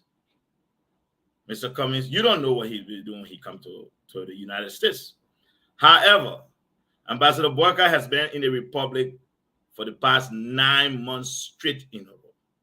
You've never seen him go to no hospital, traveling from one county to another. Went to Lofa twice. Think about it. He's not a machine. He's not a robot. He's a human being. As physically fit as I am. In the last 4 months, I've gone to urgent care more than 3 different times. Think about it. What about JMB, who's above 70 plus years old? He's a human being. So for people to be running around questioning his health, he's not a robot. He's a human being. Anyone can go to the hospital. Anyone can get sick. I don't see nothing wrong with it. So for those of you who I understand that are desperately seeking JMB exit from the stage, I have told you people before, the only thing that will ever happen, like Stephen and Moden said, the worst case scenario, God forbid, excuse bad thing, Joseph Nyoman Boyka will run for president 2023. I've told you people before, with the CPP, without CPP, I wrote before, that whether there's a CPP, EPP, GPP, the name Joseph Nyoman Boyka was going to be on the ballot. I told you people. So I will say again to you folks, to the ANC folks, I understand your frustration. I do feel your pain. Trust me, I get it. You cannot spend this much money to resuscitate your political momentum and it stay dead. After you call for We Are Tired Suffering rally and no one can even turn out to support you. Then you try. I get all this strategy. But at the end of the day, let's move on. Anyone can get sick. He's a human being. Now, it is up to you to do what you choose to do with it. That's your business. But I have no time to respond to it. For Lima Bowie, I wish you can just join the CDC ticket, run for senatorial position, and let's go from there. I look forward to engaging you people on the campaign trail, and that is what I want. But maybe Mr. Cummings got money, everybody there to eat, and that's why I think, Stephen, the Unity Party, I tell anybody, even if we change the election age today, that to run for president, you must be under the age of 25. The Unity Party will have more for multiple candidates than any party in Liberia. So that one, we can bring leaders for the next 100 years. I can challenge any party in Liberia. They are Senate Barrel, anything happened to their Senate Barrel today, they will not survive. They're not a UP. So that is behind us. Let's proceed, my dear brother. Yeah, let's move forward. You know, and on our topic, Prince Johnson has been in the news lately.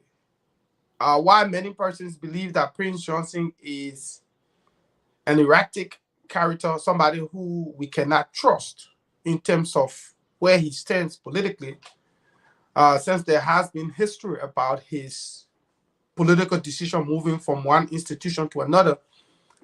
But it appears that Prince Johnson has been consistent in terms of his messaging of late. He has appeared on more than 3 to 5 occasions in which he has made the same statements. Prince Johnson argues that George Weah, his decision to supporting George Weah in 2017 was based on the fact that George Weah had won World Best, Africa Best, European Best, and all the best, and that he had hoped that Weah would bring investors to the country. On the back of that, Prince Johnson also thought that by supporting Weah, he would have had unhindered access to Weah, and that based on the fact that it was through his instrumentality that Weah won Nimba, he thought that Nimbaians will also benefit from what he termed, quote-unquote, lucrative jobs. He went further to argue that the government owes Nimba $7.5 million as part of the royalties paid by Mittal Steel to the county. This is Prince Johnson. And here's a guy who we all know And this is why a lot of times we don't take him very seriously in terms of where he leans.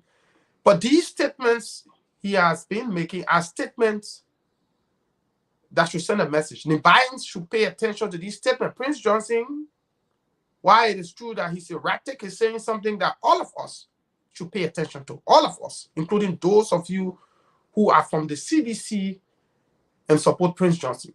And let me also, before I play the tape, in 1 minute, say something. For those of you who are thinking on joining the CDC, think again.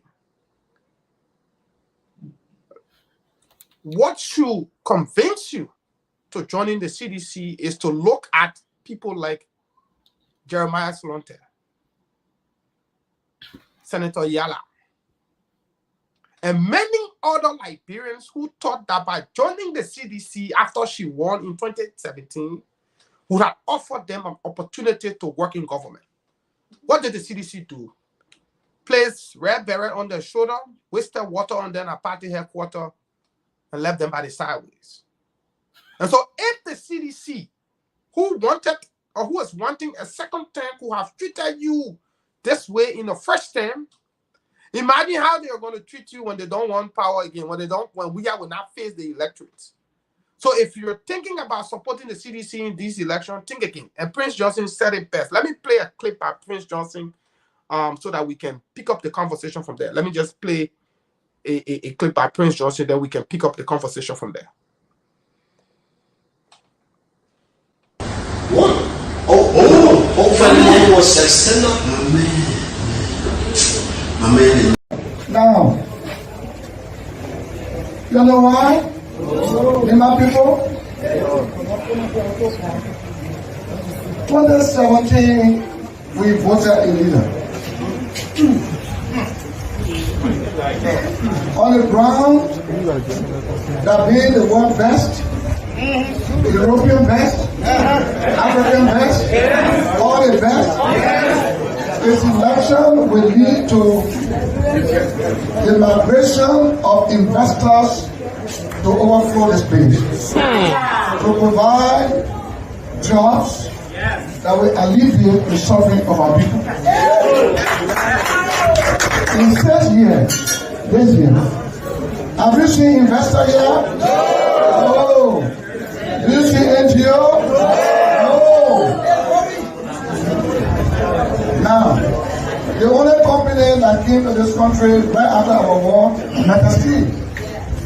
Meta Steel gave to the government their own royalty tax. Meta Steel gave to NIMBA $1.5 million and gave Bond County $500,000 for passing through. $1 million to Grand Bassa for the use of the port. As I speak to you, the government of Liberia under this leadership is owing us $7.5 million. But Meta Steel paid, but we cannot have access. We are unhappy. Another starting information I will give you. The leader is like a tree. The tree is supported by roots. The 15 counties in Liberia is divided into 73 districts. Any leader that comes to power will recognize the first branch, the caucuses of the party. The Madam Salim regime, we were allowed through the corridor to meet her to discuss the effect of our country and our country. The regime closed all the doors to all the caucuses. We do not see the president at all in office. All the caucuses of the 15 countries are forbidden. You don't go there, they're banned.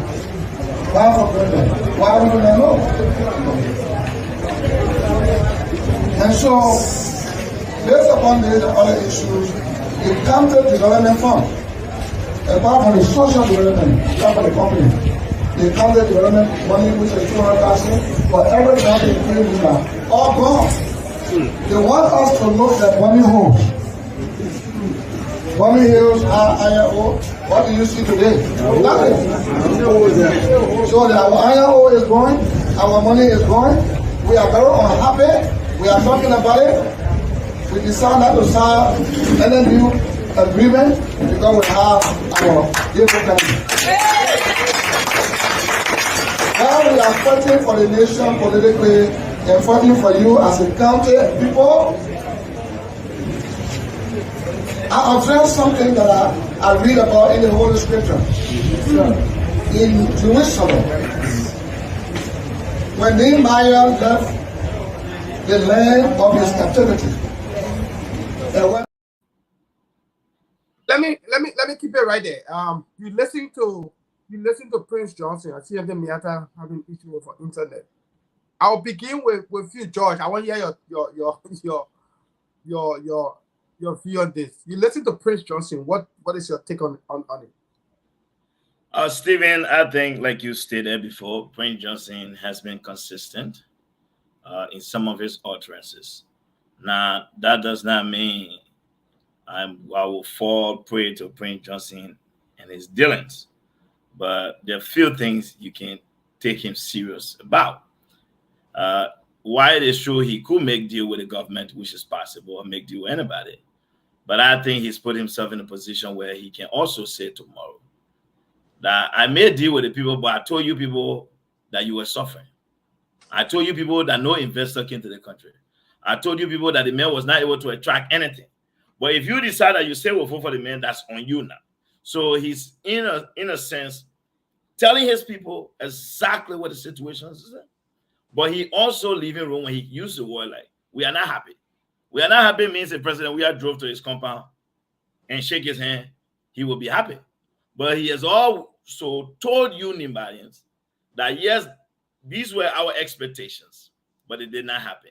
I'm not really bothered about Prince Johnson because as someone who grew up in Ganta and who traveled the entire Nimba County, that is why sometimes I stay out of this county meeting when we're between Lofa and Nimba.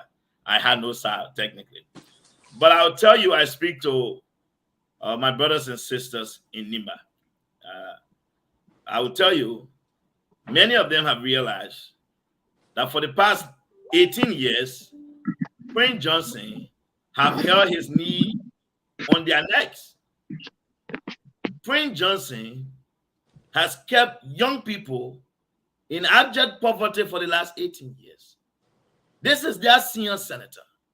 What has he brought to the county? All these amounts that he's talking about, Stephen, what is it that Prince Johnson can show? Okay, you claim under the Madam Salif regime. What were some of those things you did as a senator? You were engaged in massive corruption scandal. As much as the funds were going to the county, you were very much involved in undermining leadership. That is what you've done. So again, to my brothers and sisters in Nimba, I will say this to you. I think you have overpaid Prince Johnson for whatever good he has done for you people. I think he has really, really ripped you people off. I think 2023 is the time that we send Prince Johnson packing. He has been paid enough. He now has a school. I think 18 years in any profession, if he have 401k, I think he has earned enough. He should be able to live off of that. Prince Johnson by this time, I think he has a house. He does own few vehicles. I think it's about time, my brothers and sisters, let's move in the next direction. Keeping folks that Prince Johnson around, who is under sanction, who has been accused of dealings, it will not do you any good. The Nimbadians they have a very huge support base here in the United States. I think you need a senator that can come to the United States and even attend major fundraising initiatives here to invest in agricultural programs, invest in youth rehabilitation projects in the county. But you've been hampered by this senator of yours who can't even go to Abuja to buy candy. So at this particular point in time, Prince Johnson needs to give way. He needs to just find a place and sit down because he has embarrassed people. But Stephen, on the other note, please, you help me. I'm not educated more. You're the one went abroad and very, maybe you'll help me here. Isn't API the government that boasts of record-breaking revenue since the settlers arrived at Providence Island that we're talking about today? Is this not the government that that its budget is almost $800 million. We're talking about, Stevie. So how is it that this government is recording record-breaking budget surplus, Stevie, but it's indebted to everybody? You can't pay country development funds. You can't pay people social development fund when they give it. So what happened to Stephen? You help us understand this thing. So at one point in time, this government revenue supports its liabilities because the budget, which is an estimate of income and expenditure for a set period of time, folks, that only three things can happen with budget: either a equal, a more, or a less. If the budget is more, then why you can't pay the people? How is it you're recording record-breaking revenue? You don't pay nurses, you don't pay teachers, you don't pay accountants. Where's this revenue then? So this one, if I don't know what type of mafia, y'all got to help us here. But at the end of the day, the Liberian people and my brothers and sisters in Nimba, I will say this. If you are poor today, blame Prince Johnson. If you are struggling as a young man, you're 30 years old now, you've not been able to even rent a room on your own, blame Prince Johnson. Prince Johnson should not be finding escape route. I think you deserve better, and that's the argument we'll be making. I will come to Nimba like I intend to do again, but it is up to you people. If this is what you want for your life, and this is what you're happy with, my brother, like I said, don't be ungrateful. Go for it. 20 seconds. I'll give it to the other people. Me, I'll leave it right there. Ali, let's go to you, Ali. So, Stephen, I am going to take it from a slightly different angle. As much as we like to... What is going on with the other day? What happened to the stuff? The internet having challenge. Once they fix it, I'll bring her. Oh. As much as we like to hit Prince Johnson, I will go straightly by the statements he made. And I will also say we are in a crunch propaganda time. Whether this person is our enemy or not, they make statements that are factual. They say things that are factual. For example, Senator Prince Johnson said, since this government was inaugurated, they've not brought one investor in this country. Is it true or false? It is true. They haven't brought any single investor. They have not initiated any major role on their own. True or false? That's true. The road they are boasting of from Ganta to Sakepie was initiated by Ellen Johnson Sirleaf under the UP-led government and not the CDC. Is it true or false? That's true. Even though they claim to be raising the highest amount of revenue since the beginning of the world, from the day God created Adam and Eve, they still crediting from Nimba, they crediting from Bone, they crediting from Basso, they crediting from Cape Mount, they crediting from Bomi. And Bapolu. Crediting from Bapolu. They crediting everything that is available. Is it true or false? I think it's true. When we took over this country under the aegis of Ellen Johnson Sirleaf, we were in debt, external debt, in the tune of almost $5 billion. We worked, and that debt was waived. And what happened? Prince Johnson said, under this man, we are plunging the country back into debt. Is it true or false? True. They are true. And, you know, he calls me all the time, and I call him and we talk. And the same things he said, he repeats them to me.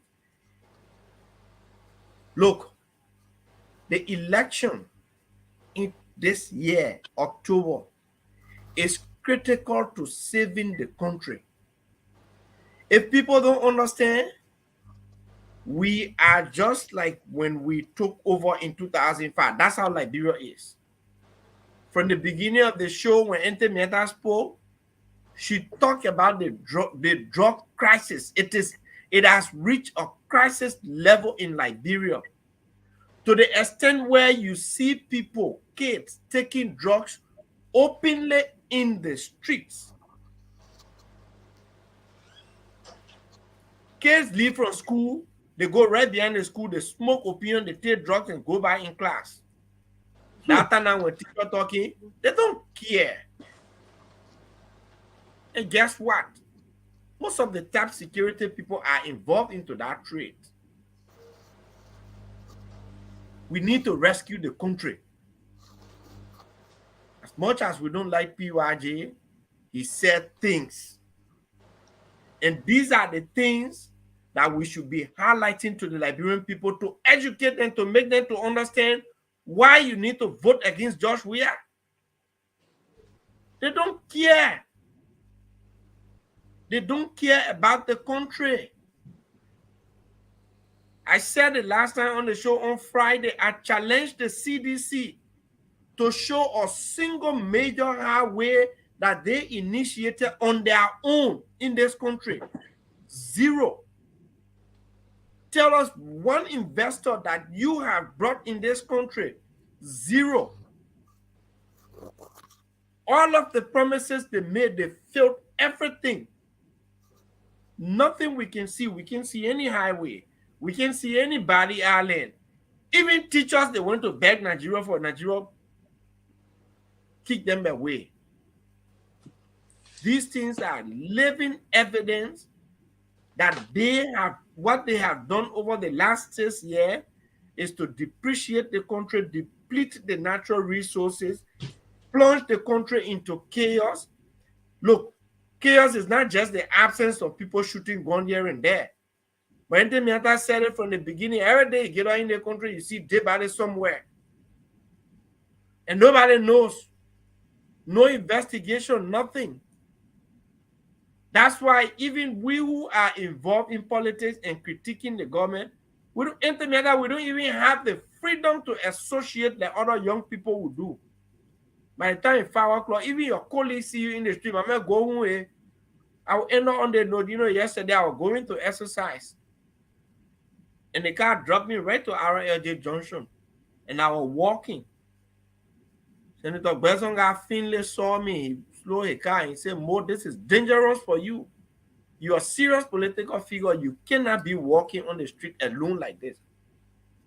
That's how dangerous it has become for us in this country, Josh. Your friends will tell you, go home and live. Don't be us. We'll also to be enjoying. So we need to rescue the country.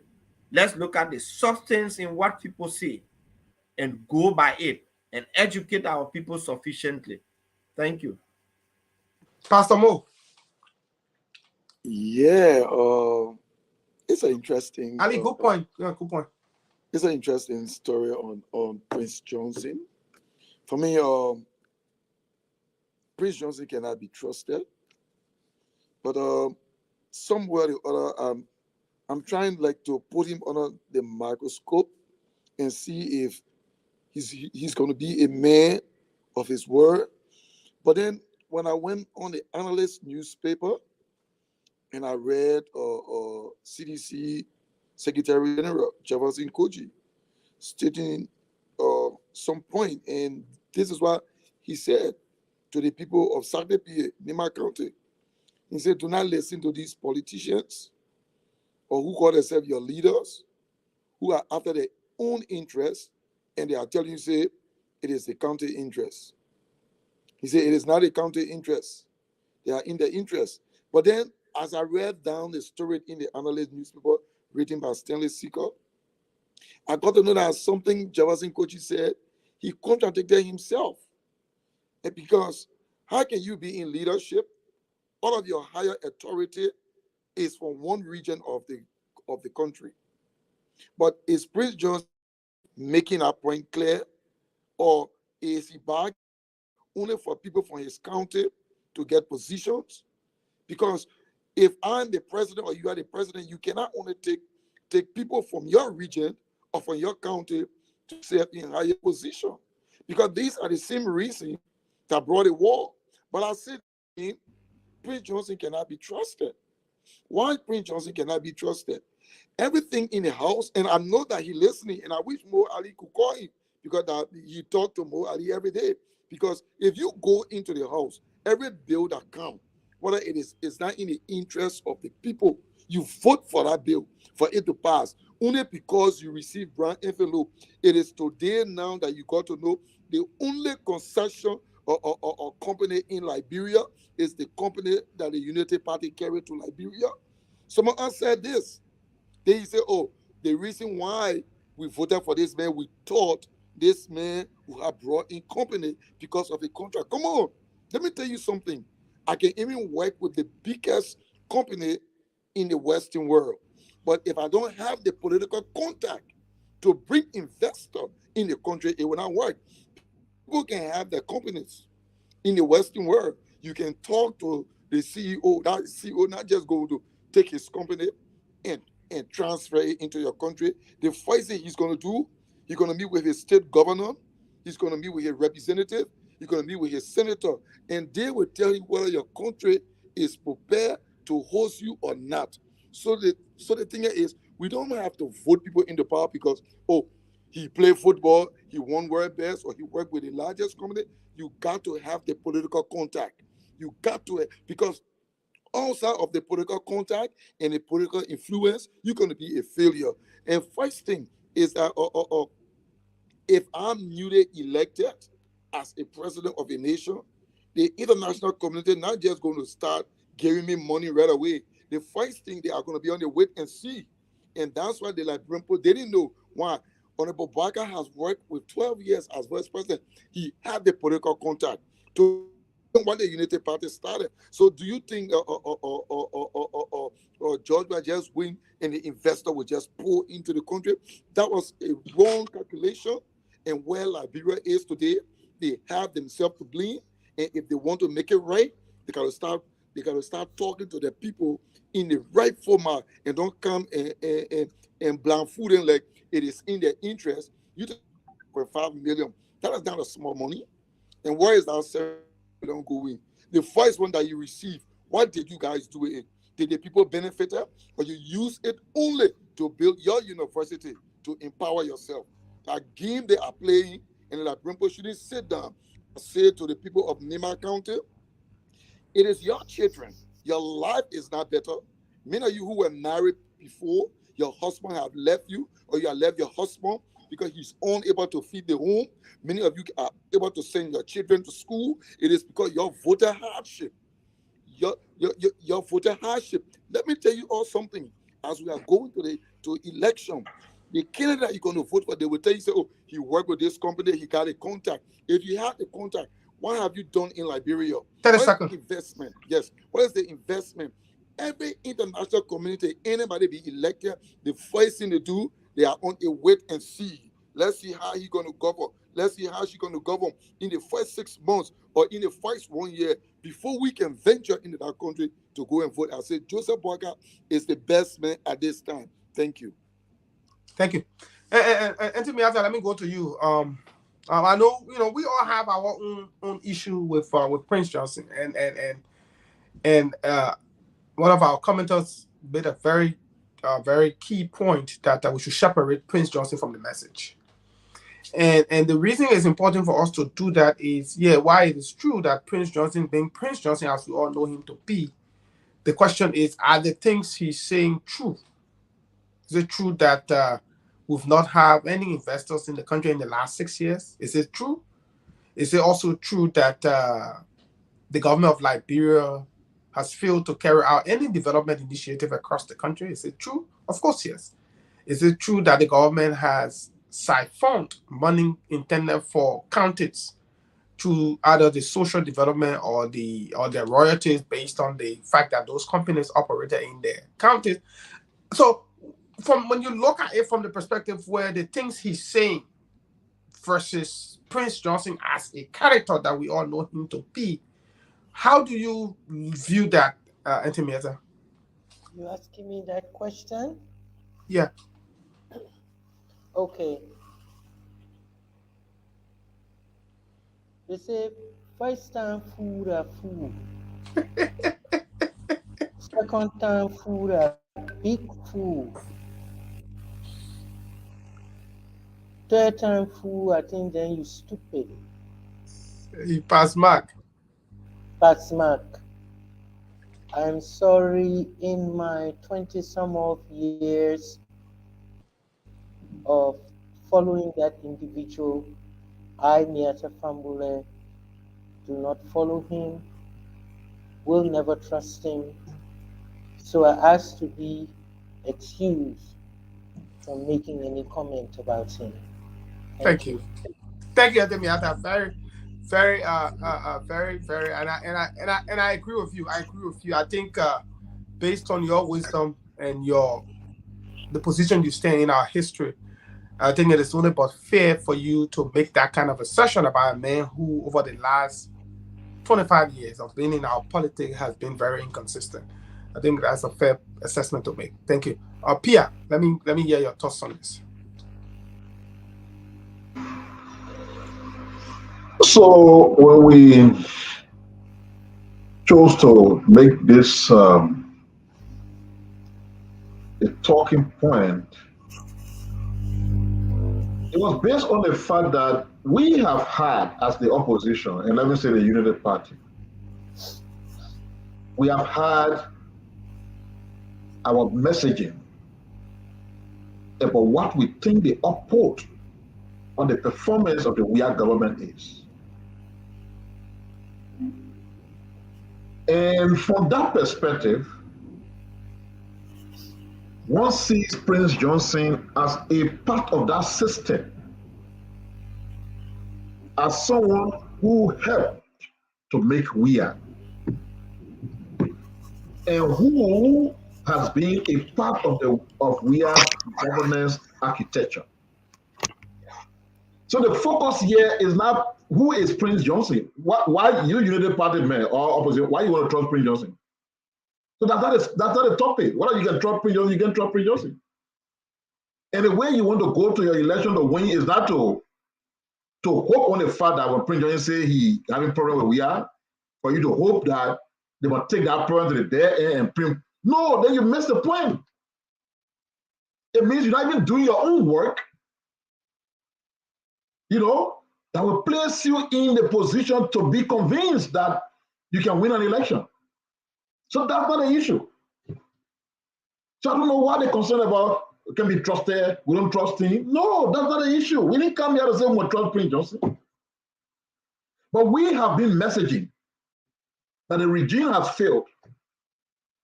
And we've been pointing out the different segments of their failures. And someone who has been a part of that process comes and is in a way confirming what you said. Oh, that should be your focus. Is it true that Liberia had a debt of almost $5 billion? And Ellen Johnson Sirleaf came and cleared all that debt, international debt? Yes. Is it true that St. Ellen cleared the debt under this current regime in Sweden? The debt that claimed back to almost where Ellen took it from? Yes. Is it true that the social development fund that Ellen introduced, along with the social development funds that these investors were giving the counties in which they operate, which Ellen administration gave regularly and scrupulously, has been squandered and the counties entitled to it are not getting it anymore? Yes. Yes. He talked about all the people in the regime, the people that are offering the Southeast, that lie, that true. He talked about, even though this is the fact, but the Southeast is underdeveloped, nothing happening there. Is it not true? It's true. He talked about how a leader should be accessible, and our executive marshal, I can confirm this. Ordinary people, for us to help to make a appointment for them to go sit down with Ellen Johnson Sirleaf was simple. Not to talk about lawmakers. Oh, those who were respected. If Mrs. Stolen made mistake and any lawmaker who were requesting to see President Seti, they've drill it around, and the day they put money to get a message to President Seti that we're trying and your people didn't listen, they're in trouble. Because that's governance. If you're not talking to the people who are the representatives or leaders of the different places in parliament, how do you get a clear appreciation of what is going on there? So it was happening then and not happening today. And the man saying that, is it true? True. Is it not true that the road that we are want to take credit for in Nimba, which Prince Johnson said, don't even talk about it because Ellen Johnson said he initiated. Is he lying? It's true. It's true. There came a time when I have got personal concern that the government will almost become a Nimba County government. Everything in Nimba people wanted to go in the Ellen government. Is it not true that the only thing they get is Pope Master General? And you are asking. And Prince Johnson was asking who posting letter right now. Is it not true? It's true. So, my friends, the man said nothing happening. Everything bad or people suffering. That's why he said. In addition to all these things I just listed to you, that's the message. He's confirming what we have said throughout. So if the Liberian people are listening, the same thing we've been telling you that the Pope been saying a lie, somebody from among them not agree with us, say, yes, all the things you thought are true. And it's because they are true, and I won't support Joria. Now, since some of you people are worried about the man that can be trusted, will you support Joria? It's up to him. That might ask. And I get time whether you support Joria or you not support Joria. But what is good is, of what good will be that support after you have patched and bruise and say all the reality about we are, then you come back tomorrow and say, even though I say all the bad things about the we are government are supporting him, who cares? Between the people and robot to the extent that when you get turned around and say, even though I say all the things about the man are supporting him, then it will get whether people follow you. So you're leading, whether you're trusting, you're not trusting, but then look at what you're saying. Is it true or false? It's true. When he support we are, that's his business. He's saying he will not support him right now. When he stick to it, that's his business. That one I'm not worried, that ask them my eyes. But we have got a confirmation of things that we have said throughout. And for which we believe that this government does not deserve anything called second term. I think that's the issue. And on those issues, Stephen, to conclude, I'm in full agreement with Prince Johnson that WIA has been a disgrace. It's been a failure. That he war bet, Africa bet, Euro bet, this bet, that bet has had no impact and influence on the country. That their thought process that those things meant that he knew a lot of people internationally, and therefore when he comes to power, investors will flow. And that has not happened. Is it true that investors have not come? Yes. That should be our focus. Thank you. Yeah, I think it's strong. Yeah, let me just say this. And you were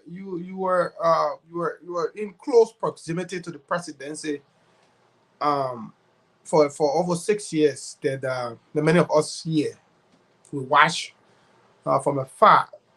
One of the things we noticed in the election year, that is 2011, or the years preceding to the election year, was that we were watching movements to the Unity Party. We saw people crossing over in 2009, 2010, leading to 2011. We saw a lot of crossover.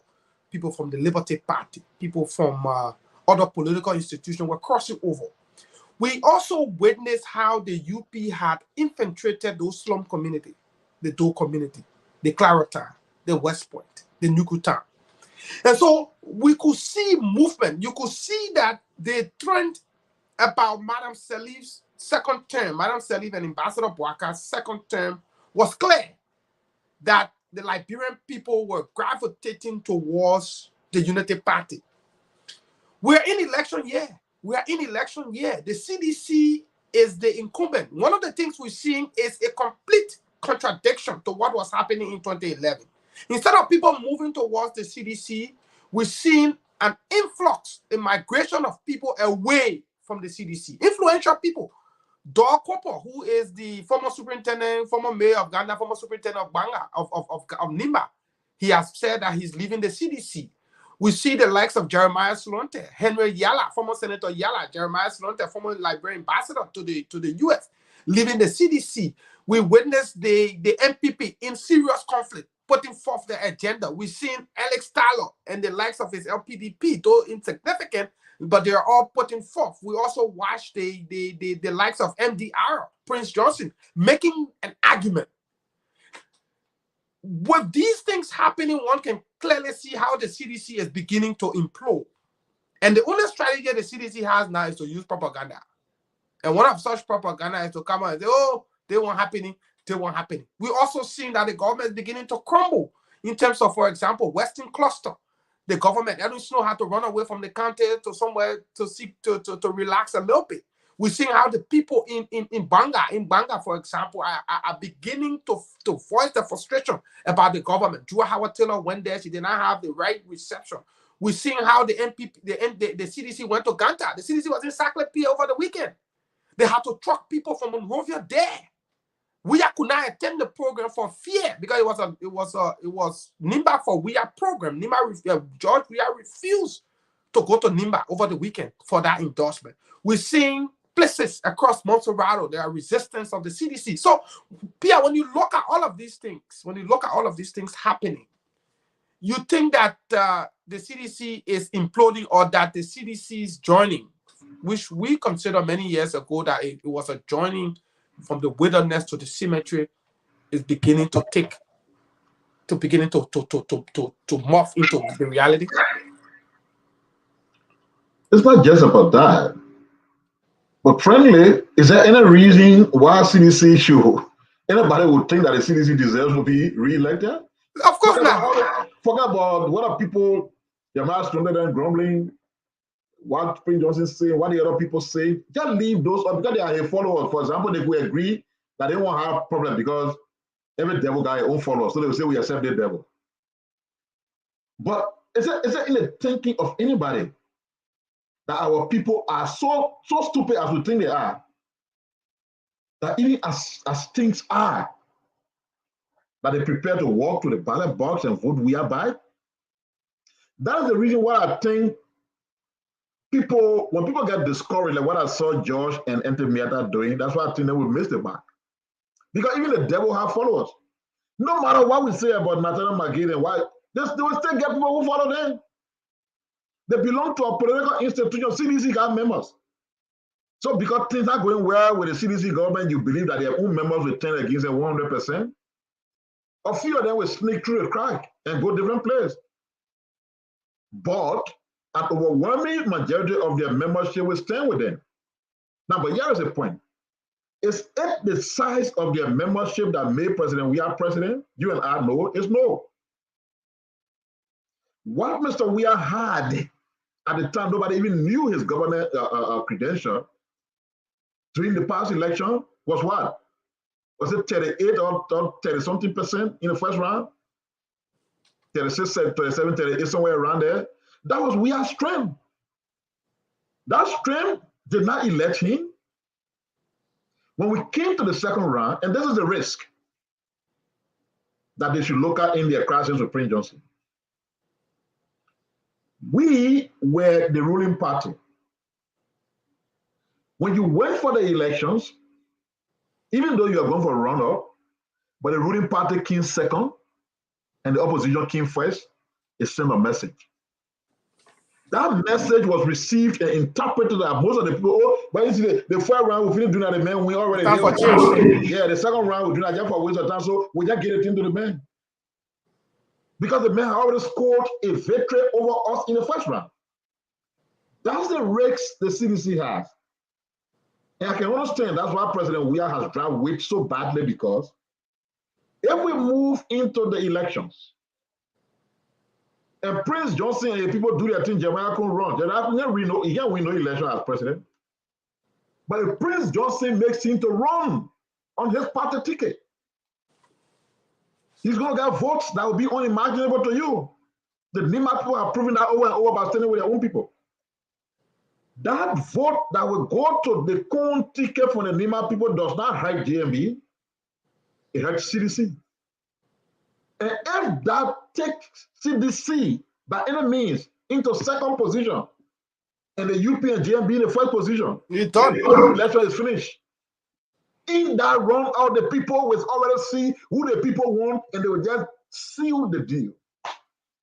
And we are, and his people, his political people around him, they all know that. And that's the reason why I think it's a mistake when we brought Prince Johnson topic, and people choosing to back Shaheen rather than looking at what he's saying. That should be our focus. Because politically, it helps our cause. I've always said to people, and I will say, sometimes people disagree.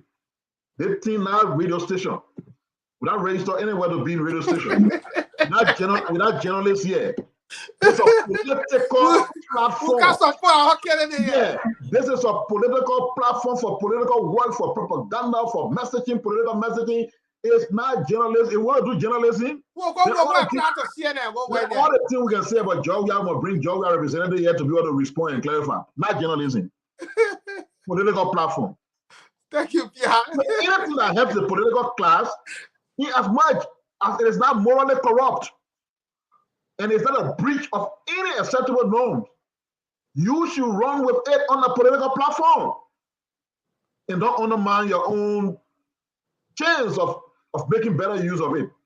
So yeah, to answer your question so the other brother can come in, I don't have to listen to what other people talking still before I know that Georgia, the wrecking the war that the day of crucifixion is at hand. It has long been shown by the performance of this government and by the current plight of the people and the plight of the country as a whole. Thank you. Paul, I hear you quickly. You're in Bond County there. It's important for us to gauge your opinion. When Prince Johnson makes these make these kinds of utterances, and I know the people of Bond County have been following some of these latest development there. What are the reactions? And the reason I'm interested is because Bong is a neighbor to Nimba, and there are lots of Pele people towards the upper south, Bong County, that are themselves within Nimba County, from the Kokoyasa all the way going that way. They find themselves mostly in the Nimba belt area. What are the reactions? What are people saying in Bong County concerning these new development, the likes of Prince Johnson, how they're reacting to Jua Howard Taylor, the news about Jeremiah Slunter and Henry Yala, all these people not being very satisfied with the current CDC arrangement? So thank you, Big Brother Steven. That's a very good question. It is of no surprise that people, inhabitants of Bong are really disenchanted.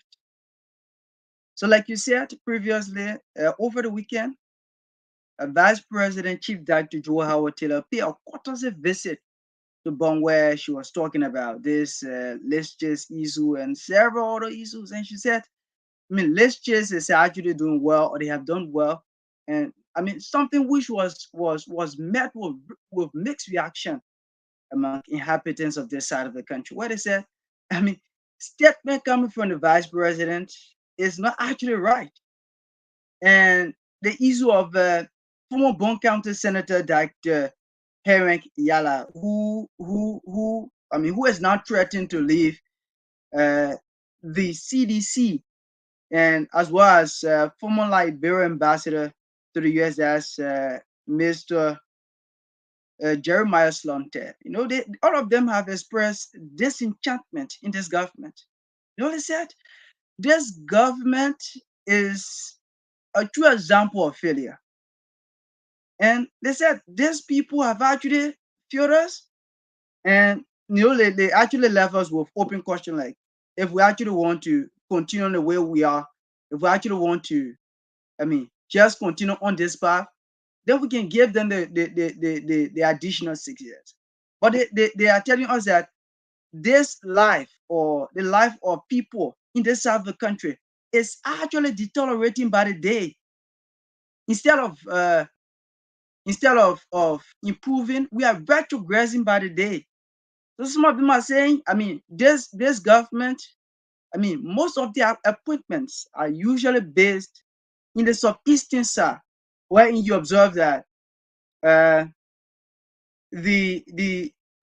head of the National Port Authority is from the southeast, and several other persons. Even the debate of Councillor this George. I'm forgetting his name. He was actually appointed to serve at the time. I mean, Cabinet Jana was impeached. He was appointed to serve the position. And good. So I mean, people of this county, including Bon County Senator Prince Moy, they have actually they actually pushed that. I mean, he actually be given the chance to represent the people. And they said, just so their utmost surprise, Liberia President, Chief Dr. Joe Howard Taylor, made the appointment from the southeast again, bringing into power this lady. Nangwe, and then Sianeyo. Okay, Madam Sianeyo from the southeast, and several other appointments from government. And I said, I mean, at the time they were joining, I mean, there were several memorandums struck between them. I'm talking about Jeremiah Slonte and in the lag of Herring Yala, in making sure that, I mean, inhabitants of Bonk will benefit. But up to now, they are yet to even complete some of their major campaign promises. And I mean, they are not even focusing, even the vice president who hailed from this side. You observe that, I mean, her momentum or her welcoming reception in this side of the country is very low. To the extent that, I mean, since 2017, they have not been able to even win a single vote after 2017, after receiving, I mean, a welcoming reception. I mean, after getting overwhelming vote from this side of the country. You observe that they have not even been able to win just a single vote.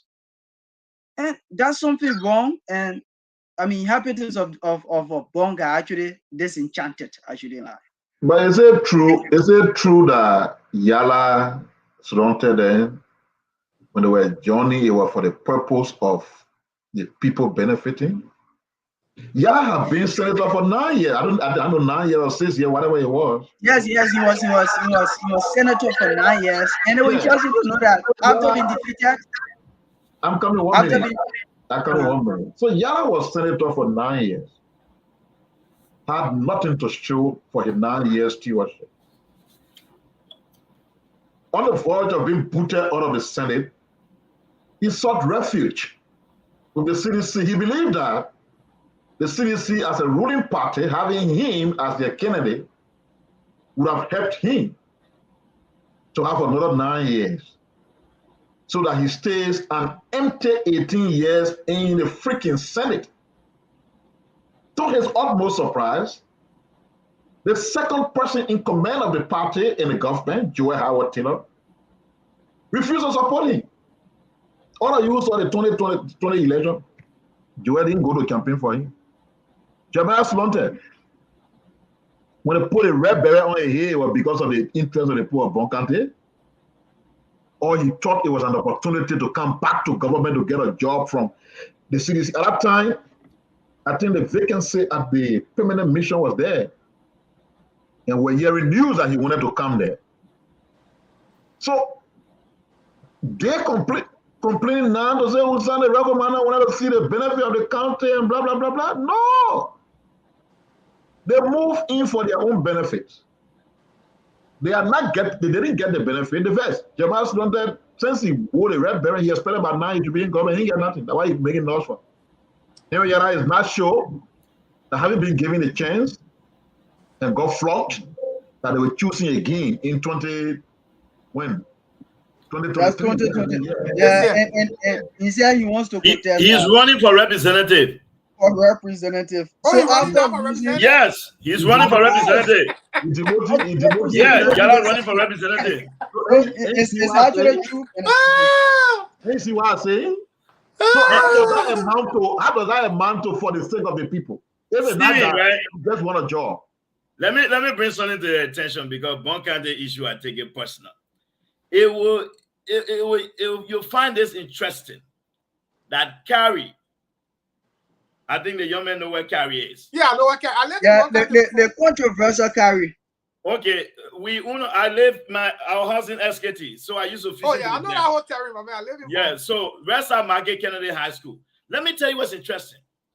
You know, Norris Cole, Joel Howard Taylor Protege, Nathaniel Maggie Hembe in Bond County. That guy has terrorized people at Carrie. They've rendered that place useless. Now, what I found fascinating, right, when they said that Samuel 12 was taken to Phoebe. Stephen, during the war, even Dudu time, I live in House 46. Throughout the days of Chancellor, Phoebe never went out of electricity.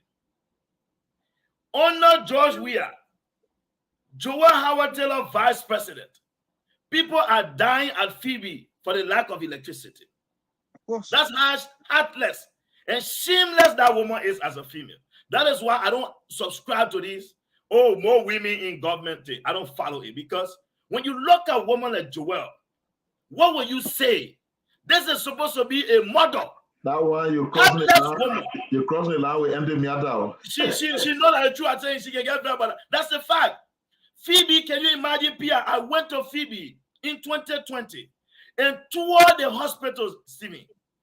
Look, I met people who knew me from the day I was born on Swakoko Market. They are known at Phoebe. I live in House 46. They could recognize me. The grass have overgrown the whole place, Pia. The sitting vice president is supposed to be the mother of the nation, who is the former first lady, who is the former senior senator of the county. But Phoebe is struggling. Phoebe at the brink of collapse. So this is why I asked CDC, your understanding of President Weah improving the healthcare center. We have 10 hospitals. 5 closes down. He construct 2 new ones. Is that your understanding of expanding healthcare? Because we had 10. If 5 closed down and he built 2, we've gone to 7. So how is that? That is the Jordan argument. I don't think young people in Bonkan should even be. Look, this woman went to the county and told the people that it was their time. That for you to even keep your job, that you must subscribe to the CDC ideology, Stephen. Humiliating people. She made a superintendent to spend 2 hours drinking 1 bottle of Coke. Yeah. Joel Howard Taylor is a shameless woman. And I can tell her, I will register to vote in Ghana. I will be living in Ghana for 2023 election. That I've been very clear about. We will campaign in Bon County. So the time coming. Let's see this way. I'll be in Angela Brosso. Thank you, Joe. Everybody can go 1 minute on this issue, and then we'll move to the phone lines. Yeah, So, if you got something to say, then we'll go to Well, Pastor which issue is this now? Because it's been quite interesting. But I think Pierre meant a joke, Brother George, when he said, you'll be rubbing me the wrong way for criticizing the women. Yes, I'm one of those people. I know we do need more women in decision making, but I'm not one of those who will just support any woman. Exactly. And I try to be very, very honest and critical, not to a sense of bias. Joel Howard Taylor, I believe, has been in our political landscape from 1990. I find it interesting when the opposition or whatever talk about Joseph Boyka being in government for 46 years or wherever. And I'm saying the likes of Joel Howard Taylor have been on the periphery of government and a part of government since 1990. I do believe that's going on 30 years. 32 years, yeah. 32 years. An individual who has benefited from the state for 32 years. A woman who is supposed to be passionate. We still see the rise of rape, etc. I dealt with Joel when I felt I had to. And I'm saying she is not one of the women that I would encourage women of Liberia to follow. But the reality is that we do have women in Liberia who gravitate towards Jewel.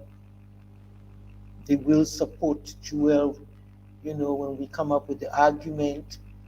I remember 2017 in a women's caucus that I personally was involved in, and the women had taken a decision to endorse Jewel Howard Taylor as the vice presidential candidate, simply because women had taken the decision earlier in Grand Bassa County that whichever candidate carried a woman, the women would support. So at this particular meeting, it came up again. And I was the only woman there who found a problem with women coming out to endorse. And I said, Charles Taylor's wife. And it was like, but what are you talking about, Auntie Miata? People, they were very sensitive about it. And I gave my opinion, they gave their opinion, but they were in the majority. So, no, I'm not one of those women who would just go along. I stand for something, or I will let my opinion. And I think as a woman, Jewel has been a great disappointment. I love her fashion. I love her fashion and her makeup and all those beautiful stuff. But she is no Gracia Machel or Winnie Mandela. Thank you. She loves Saturday night. Everybody knows Saturday night. We need to find who are makeup artists so we can recommend that artist to Auntie Beata. I know one guy who used to sew for her on 24th Street. Yeah. But come on, quickly, let hear your view on this so that we can. Well, Jewel Howard Taylor is not who people look at her in the photos that she take to be. I think she's more dangerous than her appearance. Many Liberians don't know. I'm looking at something here right now. Jewel Howard Taylor served as First Lady from 1997 to 2003. Wife to a warlord, 250,000 individuals lost their life. That include babies that were unborn, that were snatched out of pregnant women's stomach. That include people that were massacred in churches. Jewel Howard Taylor was given a certain amount of money for them to erect Children's Hospital, which is the old maternity center, received millions of dollars. She was one of those chairing that committee when her husband was president. She was First Lady. They transferred the maternity center from Capital Bypass to Cinco to JFK. They building. What became of that money? The Children's Hospital. Today we don't have Children's Hospital. The Pavarotti concert that took place in England, they raised millions of dollars. Grace Minor, Jewel Howard Taylor, and what this other lady? Martha Gibson. Martha Gibson. They went and they broke down a couple of buildings for in the Barclay Training Center under the pretext to show something that we are about to build Children's Village apart from the Children's Hospital. If they are erected that buildings, we will not have the Zogos we have in the street today. Today, a 16-year-old boy was taken to prison for killing a 27-year-old woman under the influence of drugs. Oh, Jesus. Jewel Howard Taylor is not who we think she is. And it is about time that the Liberian people open their eyes and open their minds. They don't vote on sympathy because she is a female. with all of the rape of the little babies in Liberia. Today, she's vice president. She became vice president on Tuesday, January 17th, right? Huh? Am I correct? Or it was on a Monday, 2017.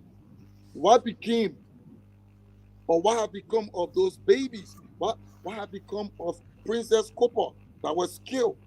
And her mother, Princess Copper's mother, was arrested when she went to protest for the death of her child. She was arrested and placed in jail. What is the role Joel Howard Taylor played? Joel Howard Taylor is a snake in the grass. You go on Instagram, she posts a lot of fake pictures. She travel out of the country on a weekly basis and posts a lot of fake posts like she helping the children of Liberia. I'm reading here. According to her story here, she have a humanitarian organization or foundation called Starfish. Are they supporting the girls? They are saying they're helping less fortunate women and girls. How many of them do she have? They have in schools. Are they helping those women that have been abandoned by their husband? Those women that their husband were killed? What is she doing with them? These people need to be audited. If the government is giving you money, for your foundation, you need to be audited. And if the money is not being used for the internal purpose, you need to go to jail. You need to go to jail because people who have the vision to help the less fortunate women, because the women are vulnerable in Liberia. They are being abused on a daily basis.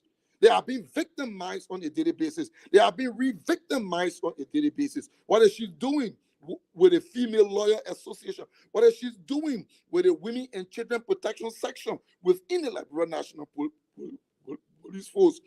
What is she doing with the Gender Ministry? What is her role?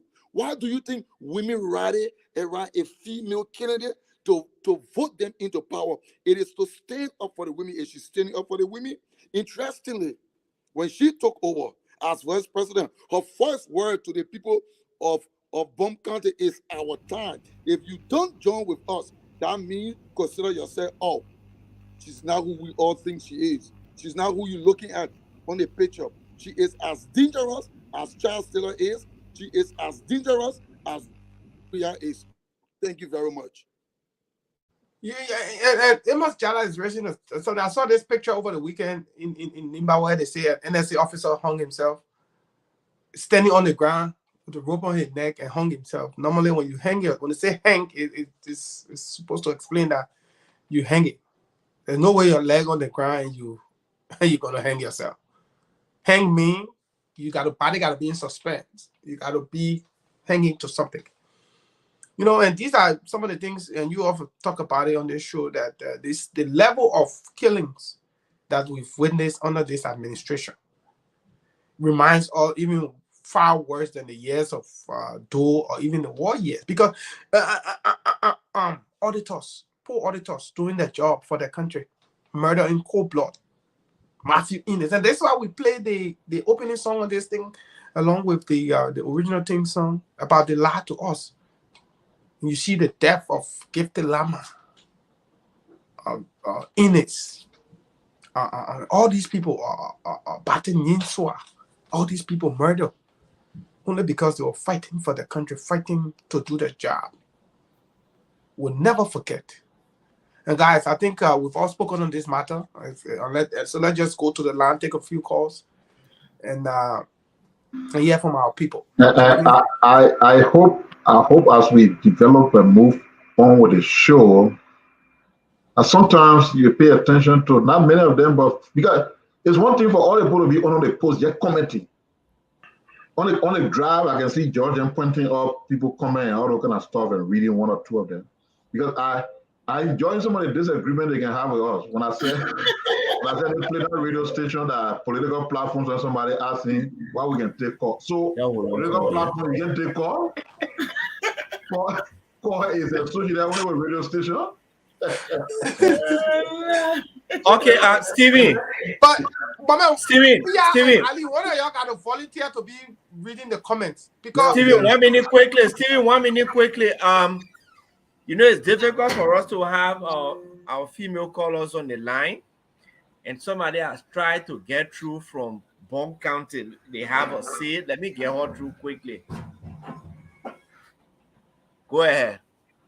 Yes, let me commend you guys for the show tonight and coming together to brainwash our people. You know, I understand about what the vice president is doing in this country. The whole republic, especially when it comes hold on. What she mean by brainwash? Akame. Yeah. And the VP Taylor and her son Murphy Cole, they honor my VP. Now they should cut down VP budget.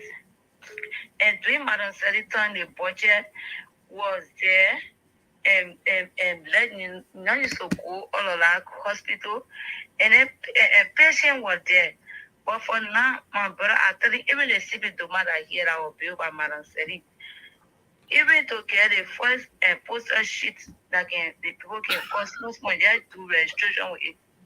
I had an emergency last week. Money. Yeah. To go there, the register 2 months on that.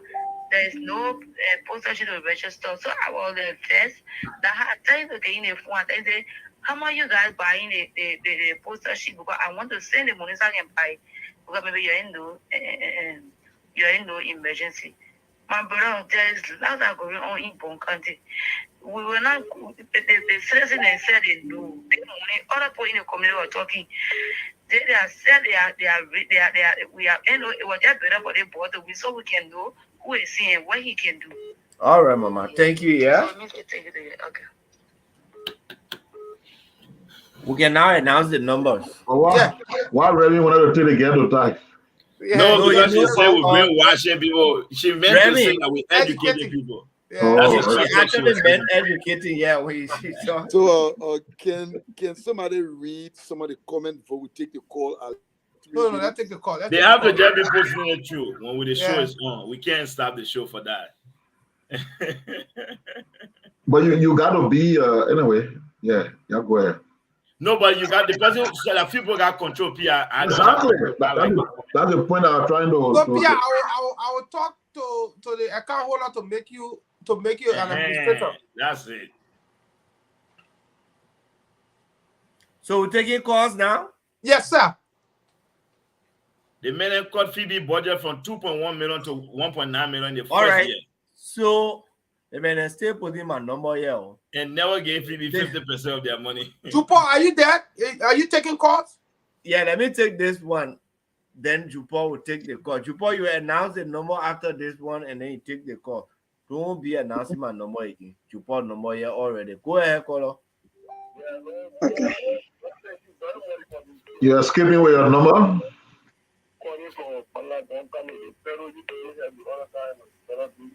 Oh, okay. So how is your daughter now?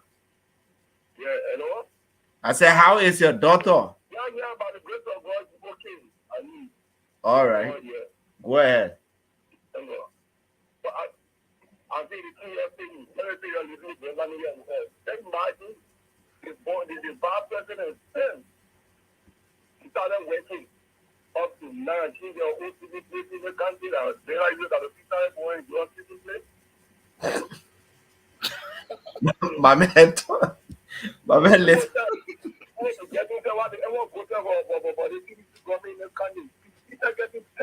Every day. The funny is difficult to how to call it, but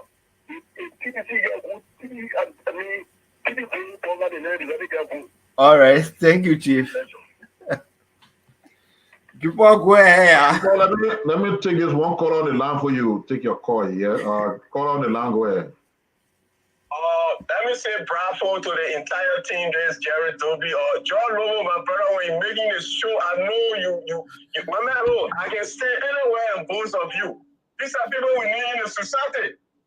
Let me use the opportunity. Tomorrow we're having our first rally for JMB. Whenever person winning, so please, Honorable Pierre, we encouraging you. Let us show our female. We pay the higher bill in this country. We encourage you to be part of the process tomorrow. John Robo, I want for you to be part of the process tomorrow too, please. Oh, let me speak to my Liberian people. My people, it is time to stand up for yourself. People here trying to wash your back. Please try to wash your own stomach. My people, we're backing you up. The opportunity you get it for now, if you miss the opportunity, the one you eat is not suffering. And that's the time the suffering going to stop. We're begging you, my people. We're begging you. You have a future for your children. You're even your unborn children. Your voice is not $20. Your voice is not $4. My people, we're begging you. Let us try to save the country. We're begging you, my people. Even here, if you don't want to work, you got something that got your own employment, we still get money. But we're doing it for you, my people. We're begging you. Thank you for the show. Before we go ahead. That's an SOS plead.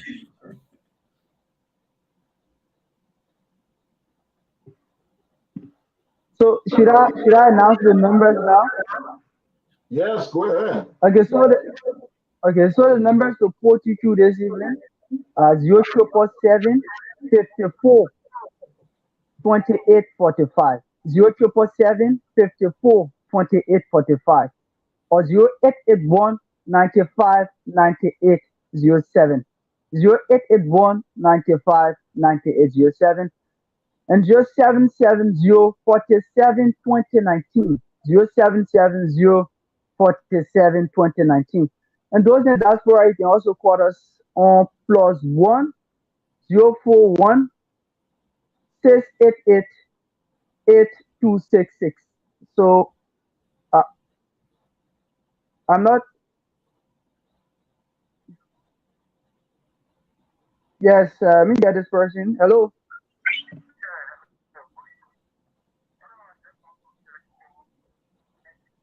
We're not hearing that person. Probably using your earpiece again. We're not hearing that person. Okay. We're not hearing them. Let me just sort it out because I'm using computer. You just use the phone. Okay, follow on the line. Go ahead. Then you gotta stop listening to what you're listening to. There, if they continue, we can't have it. When I hear you, cut the either your phone or TV. Listen to cut it off. Yeah, I don't have anything on here. No, it's something was wrong. Go ahead. But this is James Lanza again calling from Maryland here in the States, and I'm calling regarding to make input on the comments made by Sis Miata Fumble regarding the what somebody properly referred to as the consistent inconsistency of PYJ. I think PYJ pretty much is a discredited player, actor in the Liberian party politics. He does everything for a selfish reason, and he certainly may be saying the right thing, but he is not the right person to be saying it because he's not credible, and anyone can say the facts. So that makes no difference at all. I think what is happening, which is why I'm really surprised that nobody on the show was able to even mention the fact that Kevin Gonglo, a very serious contender, hails from Nima County, and Prince Johnson being afraid of being debunked or removed or displaced. And Nima is the ultimate political leader by the emergence of Tier 1. Is coming up with talks of Jeremiah Cohen becoming the leader of Nima, only because he's trying to not only stop Tier 1, because Tier 1 yeah, but let me ask you this question. Let me ask you this question.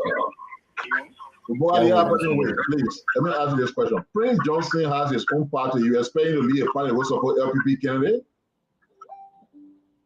That's not what I expect. I just know that he has different motivation other than that he's saying the facts. All right, so nothing that he's saying the facts. And anyone that what else I can say the facts. And my second question, he's afraid of Tier 1 emerging because Tier 1 will not only not represent his interest, but Tier 1 will be there to be a serious force for implementing the TRC, which is one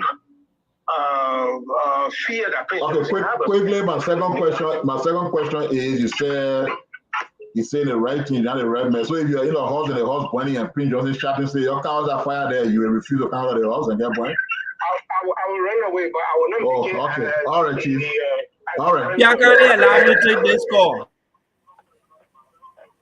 Go ahead, caller.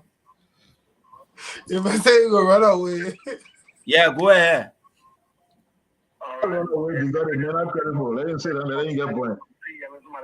Don't listen to the radio. Listen to what on the phone when we're talking. Yeah.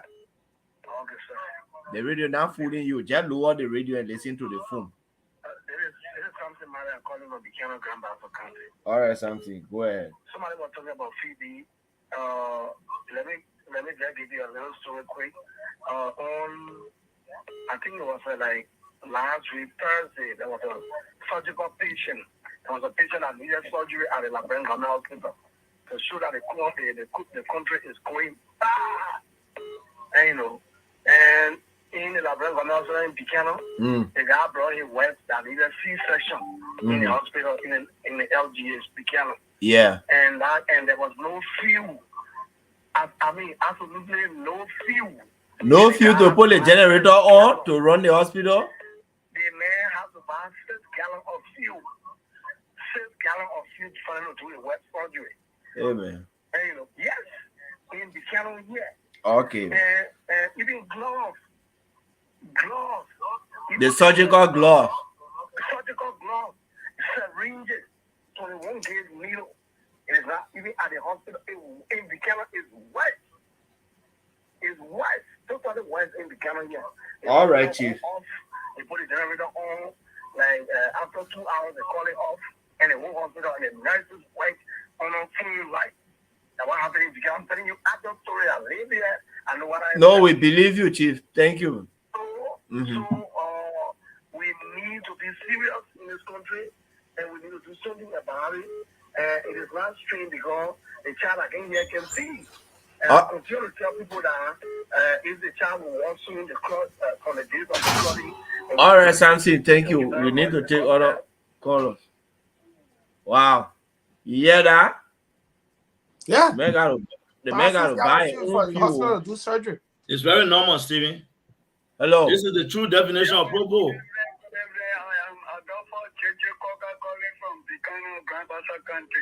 Okay, go ahead, Adolfo.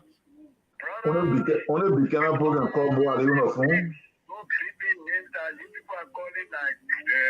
Vice President Joel Taylor, the Queen Johnson, the Maggie, this man from Pomade who left Maserati went over there. You know, these people are calamity on the land. As long as we continue to have these people on this land as leaders, then we will not find our way through. So I'm calling upon all Nigerians to stand strong, firmly to get rid of these people. Before even God will have mercy over us. That's the only way God himself will have mercy over Labra. They are calamity, every slow them. They are calamity on this land. We need to move them, we need to change them. Thank you. Thank you. Chupo, you got call? Yes. Go ahead. I'll call you. Go ahead. Call on the line, Grizzly, and tell us any more questions.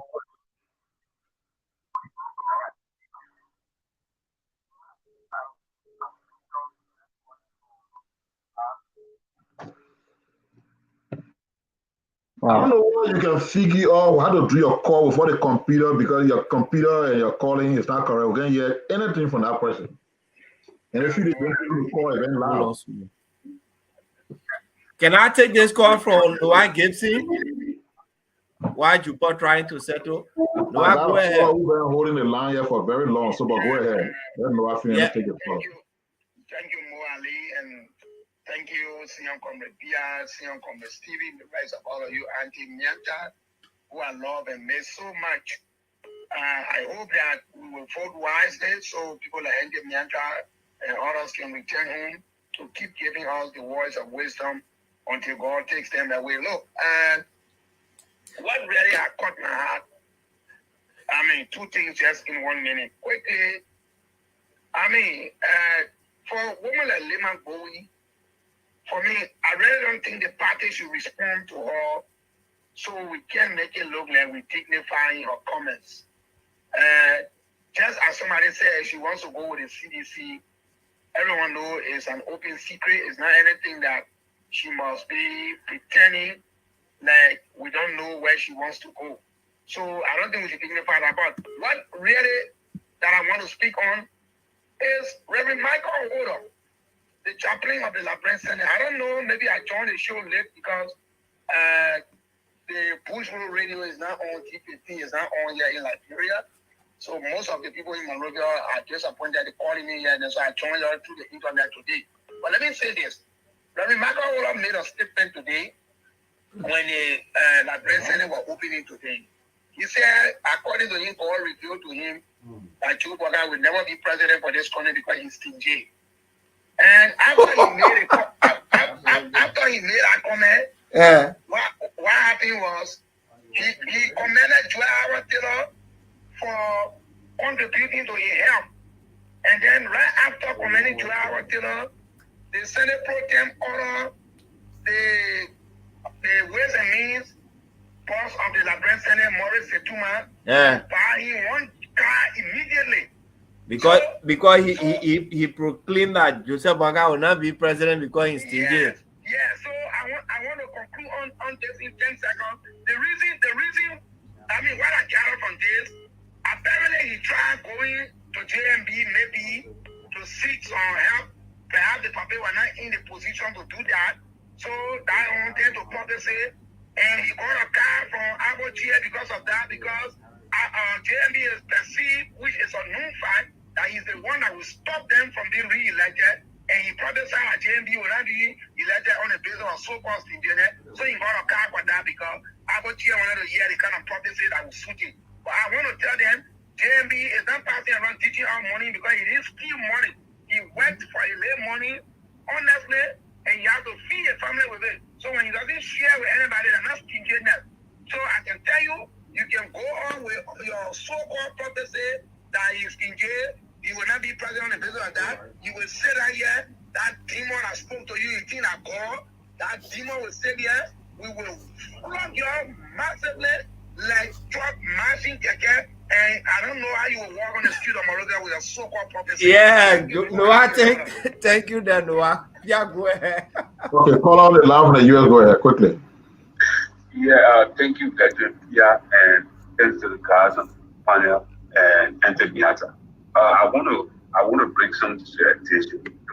One would think that this propaganda that have been passing around the air that Joseph Boakai is not fit, is not well to be president, like will be decision carrying it. But to my surprise, you'll notice that folks from the DNC, they are convinced themselves that the only way Kumis can get the power in our country is to castigate the woman. So you will hear them calling on radio station, on platform, and disguising themselves right after the Utah suffering platform. I'm saying Utah suffering campaign. Right now, DNC get no policy, so they will go on air. They will say, hey, I can tell you I'm for any political party, but the way the party is looking, like people vote for that party, they have messing up the country, like they how the country will be. You understand? So that's the reason why we got to pay attention. Let me just throw in a little in it.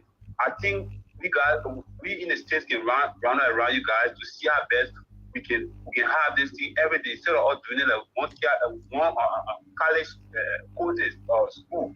Monday, Wednesday, and Friday we can come here from Monday to Sunday because the other guys on the other platform. Have you talked to yourself that if somebody takes 7 days a week on the show, 4 hours away from what is going to do to keep taking it? That's why I say me get drunk alone. Yeah, so just hold on to the well we're doing because it's not something we're going to do except some of you decide to join, man. Maybe when we come on Monday, Wednesday, and Friday, you'll come and say, okay, we come Tuesday, Thursday, and Saturday. But this current group of panel cannot tell you we sit down here for 7 days a week. We're not doing it. We don't want to give you an impression that will not happen. The reason why I say that is that on the other day, what you guys do around American chung this wrong narrative. So in so doing, as they talking, it takes 2 days for you to counter argue that that wrong narrative already gone. That's the reason. Thank you very much. Yeah, but you got, for example, it's not just a class reload. You got a Costa show that is also every day. So is that? I mean, we can get the impression that before we could come, Costa there, we're not making any impact, and all the other JMB or opposition platform will not go. And we just got to be honest with these things. Sure. Yeah, we've been here. It will go to 4 hours. You live in America. Do you know why? You guys are trying to debunk this no narrative more than the contact you and all you.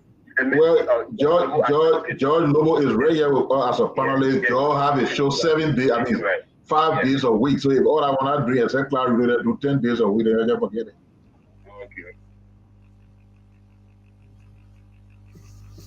How many people coming out here were calling for support all the time? How many people coming out here to even support what we're doing here? But y'all want people to come sit down here for 7 days a week, 4 hours per day. Call on the line, go ahead. Hello? Go ahead. Yes, I'm Ebenezer Pratt. Yeah, Pratt, go ahead. I'm calling from Atlanta, Georgia. Go ahead, sir. I just called to contribute to the show. So the problem you're having right now is that you're listening to yourself. So when you say one word, the place you're listening to got to pass when you talk. So if when you're doing that, then you're not ready. Call on the line, go ahead. Yes, sir. Yeah. Johnson. I just wanted to talk about something. And I'm not against Nima County because I have a lot of people from Nima. They're one of my best counties. Where my father built his house, his compound in Roberts Field, we have social queue and minor people who grew up with. I just want to speak something regarding what President Weah did. Maybe you guys never took notice of it. Just one day to the final between Nima and Luther County, President Weah released a song. If you guys could just play that song and listen to the lyrics of the song. You are the president of the country. A major tournament is about to be played, the final. And you come out one day to the final. You put out a song that says, Nima will win, oh, Nima will win. You like it or you not like it, Nima will win. What does that signify to the referee, the last man, the Ministry of Youth and Sport, those officials, those match officials that will be taking care of the game between Luther and Nima? What does that signify? Nima County won the game, but then you create a dark cloud over the people's victory. That's what President Weah have done. This man have demonstrated that he's a divider, he's very divisive, and we are calling on Liberian people that this is not the kind of leader we want in our country. We should try to get it out come 2023. Thank you. So hold on. When somebody shared that, I saw that music and they said it was a new hit. I remember my ear hearing that music in the last country league. So somebody just shared it, but it's not a song that he made for this country league. He did not put it out. He did not. No, he put it up because I heard it during. Hold on. He put it up because I heard it during that time. That Nima will win song. I heard it during the last country league that Nima won. So whoever put it on Facebook and made it look like he just released it, but just releasing something that was already made public one country league ago. Well, President, we have a lot of spoke people. The government got over 1,000 spoke people. It got to be maybe Kalasco or whosoever that did it. Yeah. Anyway, no, I just trying to set the record straight that it was not a new song. And then we are against them as well. Yeah, who get called there? Chipo Moali?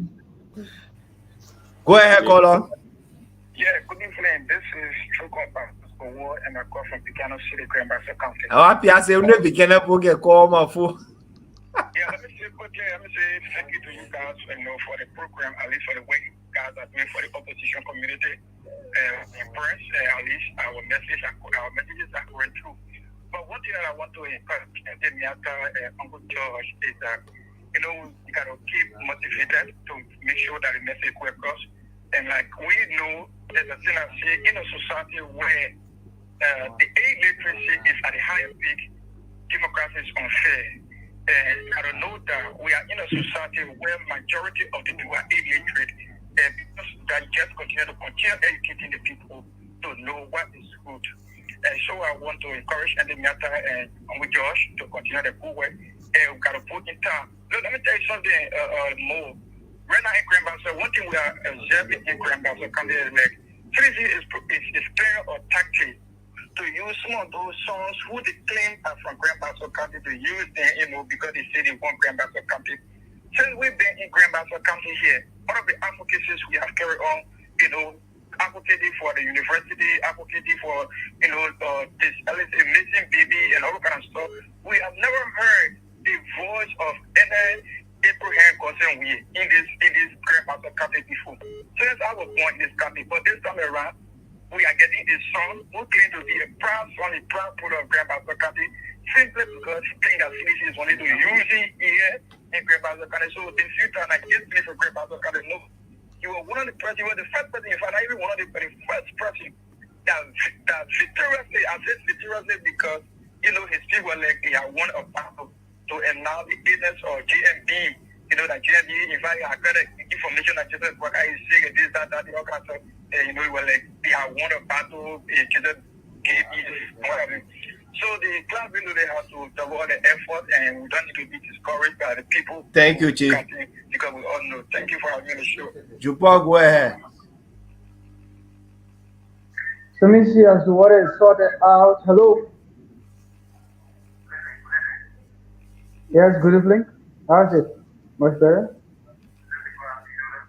Yes, are you live on the program? Please go ahead. What's your name and where you're calling us from this evening?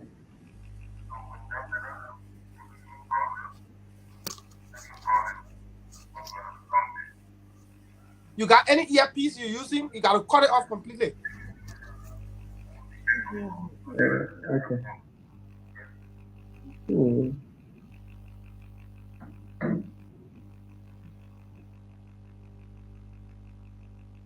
No. Yeah, if you're using the earpiece, we'll not hear anything. Yeah, you got calls?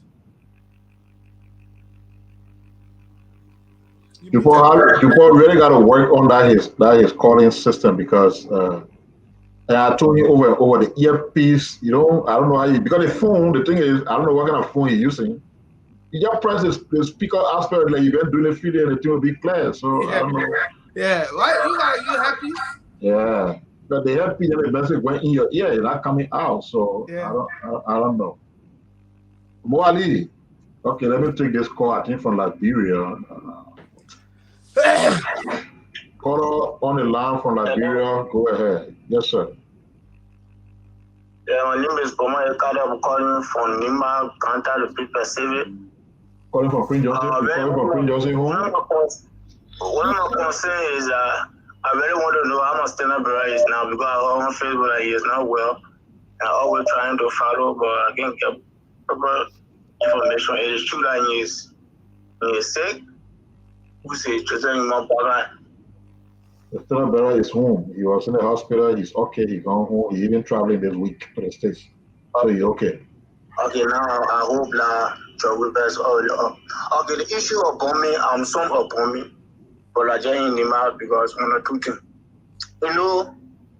We the people of bombing, we can allow a child to play. And then when the child is playing, then at the end, we will know at the end, if the child is playing the ring, tell them, say, oh, you playing the ring, you will get cool. Then man play when you go play, look when you get cold, the cold will catch you. But his father was saying to the hospital or clinic. So let's know Samuel Johnson. When Samuel Johnson, when we elected Samuel Johnson as a senator, he went back to all he told that when his father was sending to school, our parents were beyond Botu at the end of the West Samuel Johnson today. You know to that play when you are expecting. Then you go Eddie started the former speaker. So man, I behave in Jeff Easy going to get money or the people of Bombay Jeff behind because I was ever in team or whatever you say. The first thing I said in the Senator group chat, I told her that Snow is the senator. The first thing we don't want to make Snow all our vote. He will not get what he get today. So we speaking when he acting like he preaching law for all what he people that right eating our feet and he friendly. I listen to the conference, the meeting, the content. He and Mr. Satuma, they preach the law, what they think that will suit up, but they definitely will stupid. Just thank you for the information. That's why I left it. Let me take this call. I can still long. Go ahead, caller. Thank you very much. This is the boss of E. Kelly Snarl, Monaco. He was actually from Buchanan Grand Bassa County at his power. Thank you for the show. Thank you. My beginner callers. Okay, you see, the people of CC is here and they worry. Or how can a ruling establishment worry about GMP getting sick and they carry all around to be in the news? No, they shouldn't worry. We don't want someone to worry. If anything, they want money. We will ride it around my little $10 from Basel here, and we put it there too for if I to go to the hospital. And again, let me say this. Just don't worry. Our weapon are here. We get our voting card is our weapon. My voting card is my AK. My voting card is my bazooka. My voting card, my family, our voting card will show come October 10th that we are tired because we will fight this particular government, no investor, no companies, nothing at all. Prices are increasing on a daily basis. You're not afraid. We will take our weapon to the battle box come October 10th. Thank you very much for having me on the show. Thank you. Thank you. Yeah, go ahead. I'm on last call. All right, call on the language. Yeah, this Ebenezer Proud Governor, Atlanta, Georgia. I just want to contribute to this program. I'm a key follower, and I was saying, what you guys said to all this program is very excellent. Yeah, education is very essential and very important for these elections. The problem our country faces is our people, I don't know what really is the problem. The problem one is lack of education. I don't know how to cross or what, so I'm all saying I don't know really what's going on. Because we our people sort of behaved, and then see our new stuff, the weekends are going to the country is very disheartening. But nevertheless, we as Liberians should continue to put our arms together and see how best we can rescue our country. I'm from Grand Bassa County. I'm an ANC member, but I support only Joseph Boakai because I feel we should not experiment our country anymore. We did a judge we are here, we found our country today. I have my brothers and friends who are supported of the CDC government. I told you, anything you have suffered, they'll go and elect Joe we are this year. Your suffering will be more than what it is today. I hope we all do the best we can to rescue our country. Thank you guys and I appreciate all what you guys are doing. Thanks. All right, sir. Thank you. So, Jupal left the studio? Jupal, if you get called, I will test your line to see whether it works. Let me just take this call up and Jupal will tell the line. Call up because you're from Nigeria. I want to hold on the line. What's up? Go ahead, call up from Nigeria. Good evening. Yes, sir. Sophia, and good evening to the rest of the panelists on the show. My name is Johnson Chevy, and I'm called from Grand Cape County. Oh, from Grand Cape. Talk a little bit louder. Okay. I said, my name is Johnson Chevy, and I called from Grand Cape County this evening. Yes, sir. Okay. Yeah, I've heard you guys discussing about our healthcare system, and I thought it was to make a contribution because it's very important. And these are some of the challenges our people are faced with, especially in this part of the country. Go ahead. I don't know what is the rationale of building a new hospital where we cannot even put the simple paracetamol in our hospital. Even though President George Weah said much more better to our healthcare system since it took over in 2018. There's a reason in Kaburu County, a bit of the dedication to the hospital there, but I don't know what this facility is going to put in use. But I don't know, can I build a structure where you don't have the equipment or the necessary drugs to provide for our people? I don't know what is the significance of all these health facilities built when you cannot even maintain the one you had in existence. When you took over as president of the Republic of Liberia, there are always insufficient drugs in our health facilities, not to even talk about community clinic. All the ambulances in the county, especially in Grand Cape County, used to transport patients in the health care facilities are being paid for in the county, depending on the distance you will go. To be required to buy fuel before a patient is transported to a destination. 90% of the drugs you consume are bought outside in the pockets and private drugstores. There are no drugs in these facilities, and the only thing will not buy when you're attending your treatment is the paper you are being registered on or a bed you sleep on in the hospital. You can pay for all you have being attended for. And if you don't have the money, you die because these things are not provided by the hospital. The conditions of Liberians is too pitiful. No joke about this. We are no hateful because we want to see the right thing done for the benefit of all Liberians. Fellow Liberians, let's vote out President George Weah come 2020 and saying the abyss of history. Because you know why? President George Weah lacks the ability to bring any real transformation to our country. Thank you ever so much for having me on the show. You VAR man? Yeah, I'm a VAR man. Please speak more VAR to your people. That's the message. Don't make it long. Just see the show on to the invite. Okay, now money. Muna uba waso kumeta na temu na membo meo abini jowia a mambo ebi kulbeta na bena one mu boti ko amoye kamu anoku mu wanga fema yo kolo be mana fema mbe sofa na kanti meo kolo be mana bata hospital utafe be akeke to kwete kolo be mana bena so kone election man wanga upe kunyo musi amo jaja mamu kunu pe bena. Okay. Mo Ali and Miata, the men spoke the VAR good.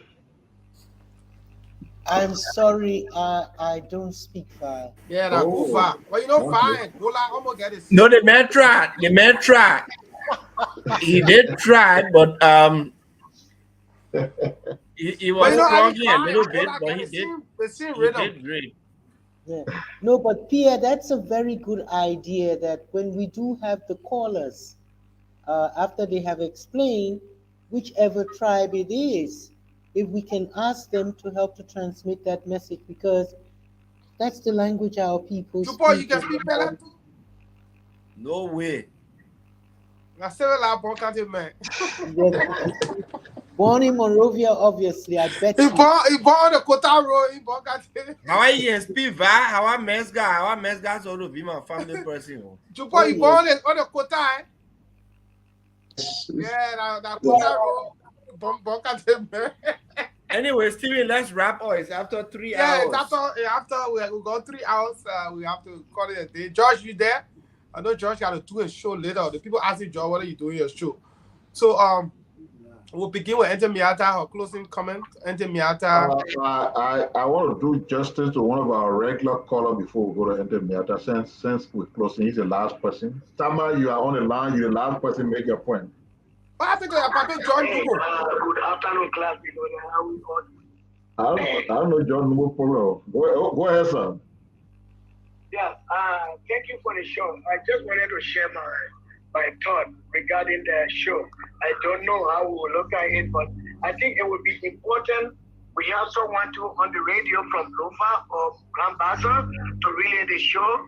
What they relay the show, they take call to hear from that part of the country so that we know how well people are informed regarding this issue as we are all creating awareness towards this election.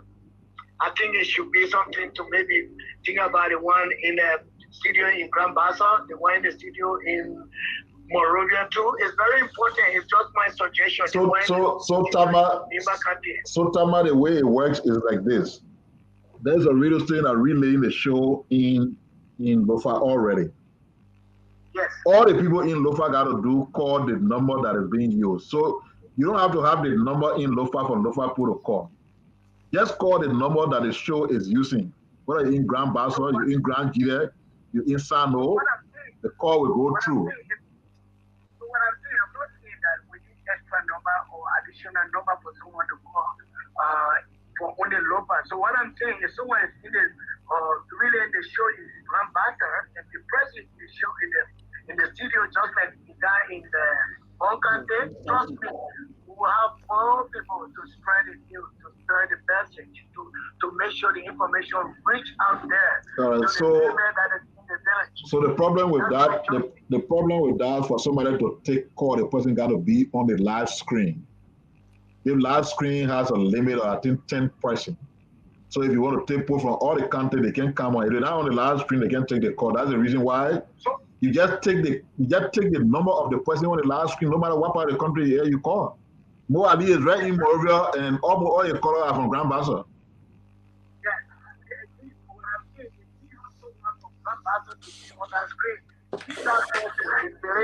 So let's try maybe to circulate that way that they all come in once a while, even once a week from other countries. It will be something very important. Also, my point is I'm supporting Ntimiata 100%. It will be very important to have one female in the studio with you guys to really contribute. It is very important. We can start with anyone like Costa Princess. It will be good. Just to have something going on to share their view, to encourage their point to be called. But most of the calls are made by male. Only few may making call, like maybe out of 100, only 1 or 2 persons will make call as female. So let's try to encourage them to see that they are more inclusive in this process. But thank you for that suggestion. I really employ you for that. Thank you. Stephen, 1 minute, let me see what's going on with George Noble, then we'll close the show. It was good you asked for him. I don't know. He's a regular guy, but all of a sudden George Noble disappeared. So, and the last time he talked before he disappeared, he disagreed with you and somebody on the show. So I don't know what made him feel like, was it you and Mo Ali he disagree with?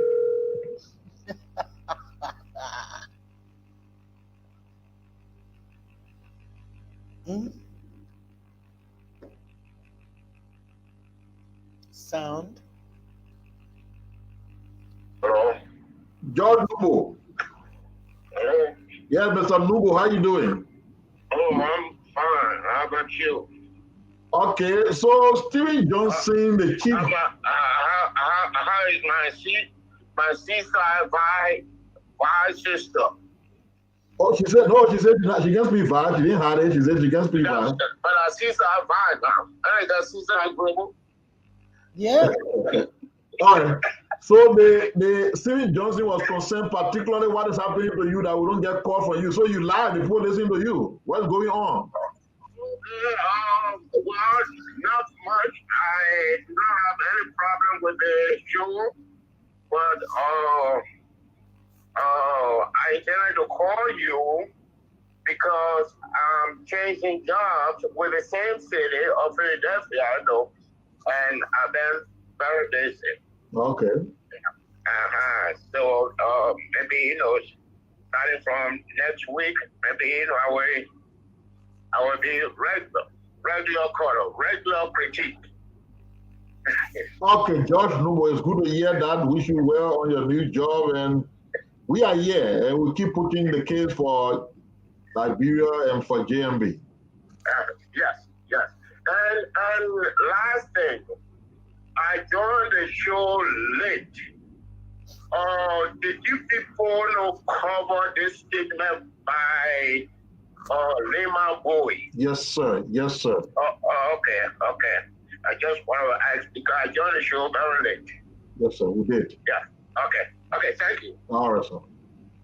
The voice of George Lumbo there, all the way there from Philadelphia. Guys, we're wrapping up. We'll begin, of course, with Ntimiata, Chupor, Reverend George Lobo, Ali, and then Pia will take us home. So we're going that order. Ntimiata, Chupor. George Lobo, why are you discussing on the drive tonight?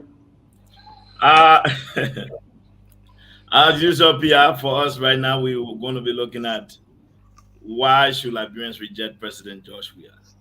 We'll look at his government. We intend to be heavily focused on why is it the president returned home with all that happened while he was away, and he has said absolutely nothing. Why is he so silent on the Western cluster? I think what you should do on the drive, George. Your kid, Robert, Tuesday or Thursday, let he come and disagree with y'all when y'all come on Monday, Wednesday, and Friday. We ain't got that patience, but we ain't doing 5 days a week, my man. No, I mean he can do Tuesday and Thursday. You and Dwalu can do Monday, Wednesday, and Friday. That way, you're focused on selling. No, but one thing I want you guys to understand, Steven. Robert make the argument the way other people against Unity Party and JNB are arguing. And I want Liberians to see Robert from that perspective. That is why, for me, I think that is what Robert brings to the show. Because come what may, we're going to have to be able to argue against CDC why they should not be re-elected.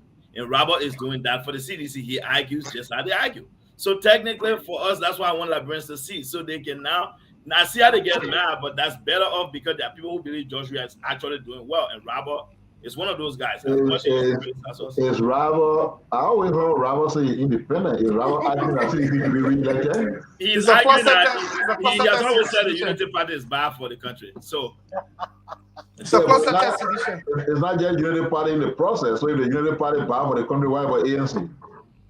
He has also said that very different when it comes to criticizing CDC. When CDC, you can't criticize. Yeah. But I mean, guys, let end that. We'll listen tonight. Josh, as usual, will be there to support your platform. Enter Miata.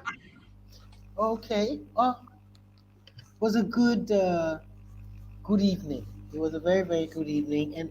And all I want to say, as we concentrate on the politics, on the serious politics, society has to remember that we have a responsibility to the future of our country. And the focus may not be on the drugs, but I'm saying if we don't pay attention, we will get up 10 years from now. And if you think the streets and the little enclaves are now full with the Zogos, I understand they have gone as far as Ranga. They're going as far as Sino and places. They're going into the mining areas with the drugs to mine, and they're taking our young girls. I'm sitting in Accra, and the number of calls I get from concerned mothers in Liberia, in Miata, our children spoiling, and so forth. So those are issues that are important. I try to highlight the situation of the deaths in the country, just too many, whether through the medical system, because I've noticed a lot of young Liberians, and young for me is if you're born in 1960 or you're born 1970, you're born 1980, you're young for me. And I take notice and wonder what is happening. What is happening in the country? That is the society. It is not just in Monrovia, it's right across. Men are killing women in the counties, on the run, and so forth. And it seems as if we're becoming just too insensitive. We're becoming too insensitive to death. And also, one of the things that bothered me, I didn't even want to mention it, about JNB's latest saga, etc. When I read some of the comments that came out from obviously opposition people, etc., I was wondering, has my society become so heartless? All of us have parents, we have uncles and aunties. And we know what it is for anybody to get sick. But that it turned into a political frenzy to the place where a Nobel laureate would even feel it was necessary to chime in. That is the insensitivity of the society. I respect Joseph Nima Boyka, and I respect him to the place where if he does decide that he cannot participate in this contest, he will be a man of integrity himself, and come to the public and inform us. That's what I expect of him. I don't intend to be calling every day, oh, how you doing? And how you do? He's a human being. He's allowed to get sick. I just told you from December 15, I got sick. And 3 of my relatives called me in succession. And I realized every time I put the phone down, they were going to panic. They were going. So after the 3rd person, I refused to answer the phone. Because knowing my relatives and knowing the Liberian society, they would have had me dead by Christmas. And all the family panicking. So we have to respect each other. That's an elder statesman. You cannot come on social media making fun, my people. These are some of the social values that we just let go. No respect. No respect in the society. And those are serious, serious, serious issues for me. Serious issues. And it's going to be a wonderful week, by the way. So I thank you all very much. JMB will be okay. And the campaign goes on. Thank you all very much. Thank you, Auntie Miata. Paul. Just want to say thanks to everyone for the time, and thanks to everyone. Though my network actually been gave me some tough time, but hoping to sort it out. Maybe Wednesday moving forward. I'm sure things will actually be okay. So thanks to everyone for the time and the opportunity provided. Thank you so much. You're welcome. Thanks to you too for joining us. Pastor Mo. Well, I think it has been a great show. I want to say thank you to all of our many viewers out there in Radio Land, and to our many viewers on Facebook, and to the many panelists. I just want to be grateful to God for this opportunity, and to my Liberian brothers and sisters back home. This year is a decisive year for each and every one of us. Do not mind the noise in the market. They bring their money to you. Take the money, vote them out. They don't deserve second term. If not so, you all gonna move. Thank you very much, and have a blessed week. Thank you, Pastor Mo. George. Again, let me say thanks to my fellow panelists, and Auntie Miata. I miss being here with you. You bring something different to the discourse all the time. My brother Mo, all of you. And DuPaul, thank you. It's my first time. The last time I was in Banga, I was doing a referendum, and I engaged the young people on Broad Street, and I went to Radio Banga. I'm always in the country. I will be in the country, as a matter of fact, within the next coming weeks. I intend to embark on a massive voter education initiative across the country. So obviously we'll connect when I come to Bon, because I'm intending to head to Bon, Lofa, Nima, and so many other counties. So I will definitely get in touch with you. But to all of you, my fellow Liberians, wherever you join this platform for today, again, I understand some of the utterances we made, both in the Miata and myself. It sounded like we were giving up. Folks, it is not that we were giving up. We were expressing frustration. And those frustrations is because of the love we have for our country. I will say this to you, PR. Within the next coming days, I have told my job. You all know that less than 7 months there, that I'll be heading to Liberia for anywhere between 15 to 25 days to embark on a massive voter education initiative. Why you think I would do it? Joseph Walker will be in America. Yeah, I should stay here. But it's my commitment to the country and ensuring that this election, like I said in 2018, that you can call George Weah the former president. We want to ensure that we do everything right. We cross all the T's and dot all the I's as we formalize his president's retirement. And I would say to our people, you can give the CDC 100 years, nothing will change. A government that spent 6 months in power without its first 100-day deliverable action plan. President Weah didn't stop there. He addressed the UN General Assembly, and he told the world he had no plan. He said, but when I go back to Liberia, we'll come up with a plan. So he had to go home after being in power for over 6 months. for them to come up with a PAPD. The PAPD, which is another great document, copy and paste, filled with social lies. Where is it today? Every time you go to bed, ask yourself, there's two things. There are 4 pillars. Many CDC government officials didn't read their own document. But Pierre, I will tell you, because I know how well CDC can lie and all these government officials, I took upon my time to remember these 2. Pillar 2, which talks about jobs and the economy.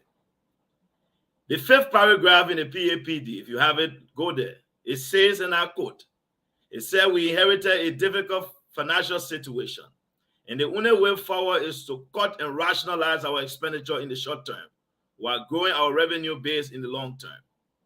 It's to cut and rationalize. Madam Salif office budget did not reach 14 million.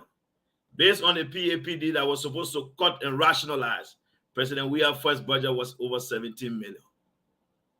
The document was undermined and compromised from its own beginning.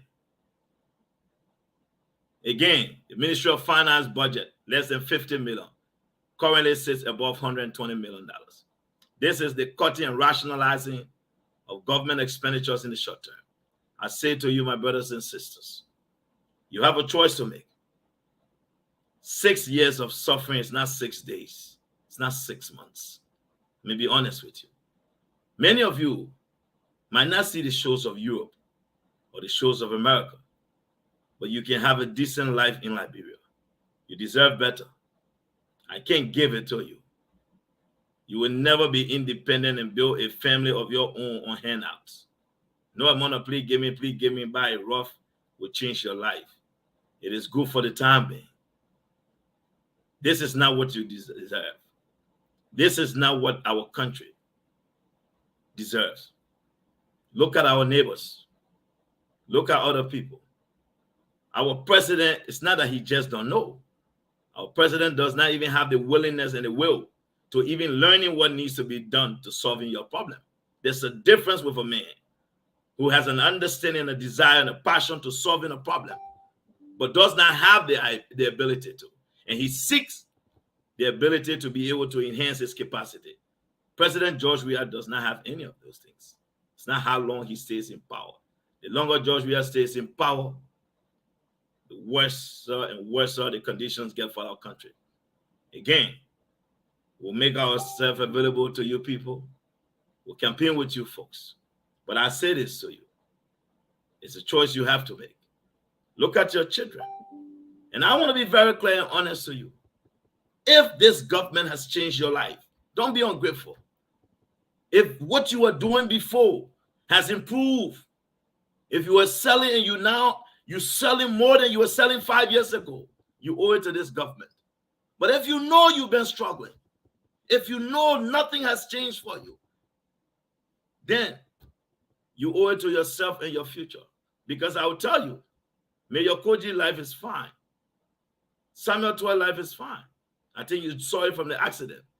There are many Pen boys get involved in accident, they die instantly because of lack of care. Minister Toy, the government flew him out of the country. Some of you lost loved ones, relatives at hospitals because of no bed. There was no nurse. There was lack of electricity.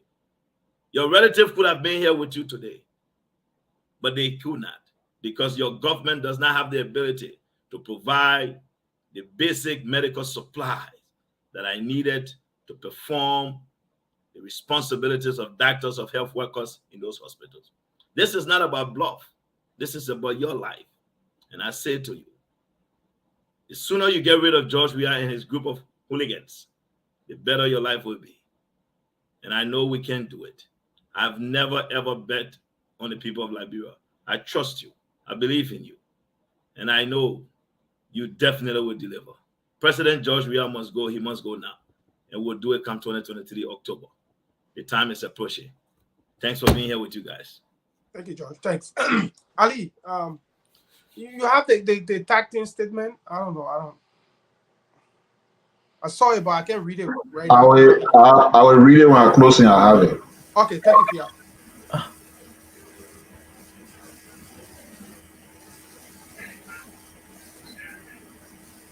Mo Ali, are you there? Mo going in simple genre. Mo Ali, can you hear us? I think the internet struggling. It's me? Yeah, go ahead. Yeah, go ahead. You're closing.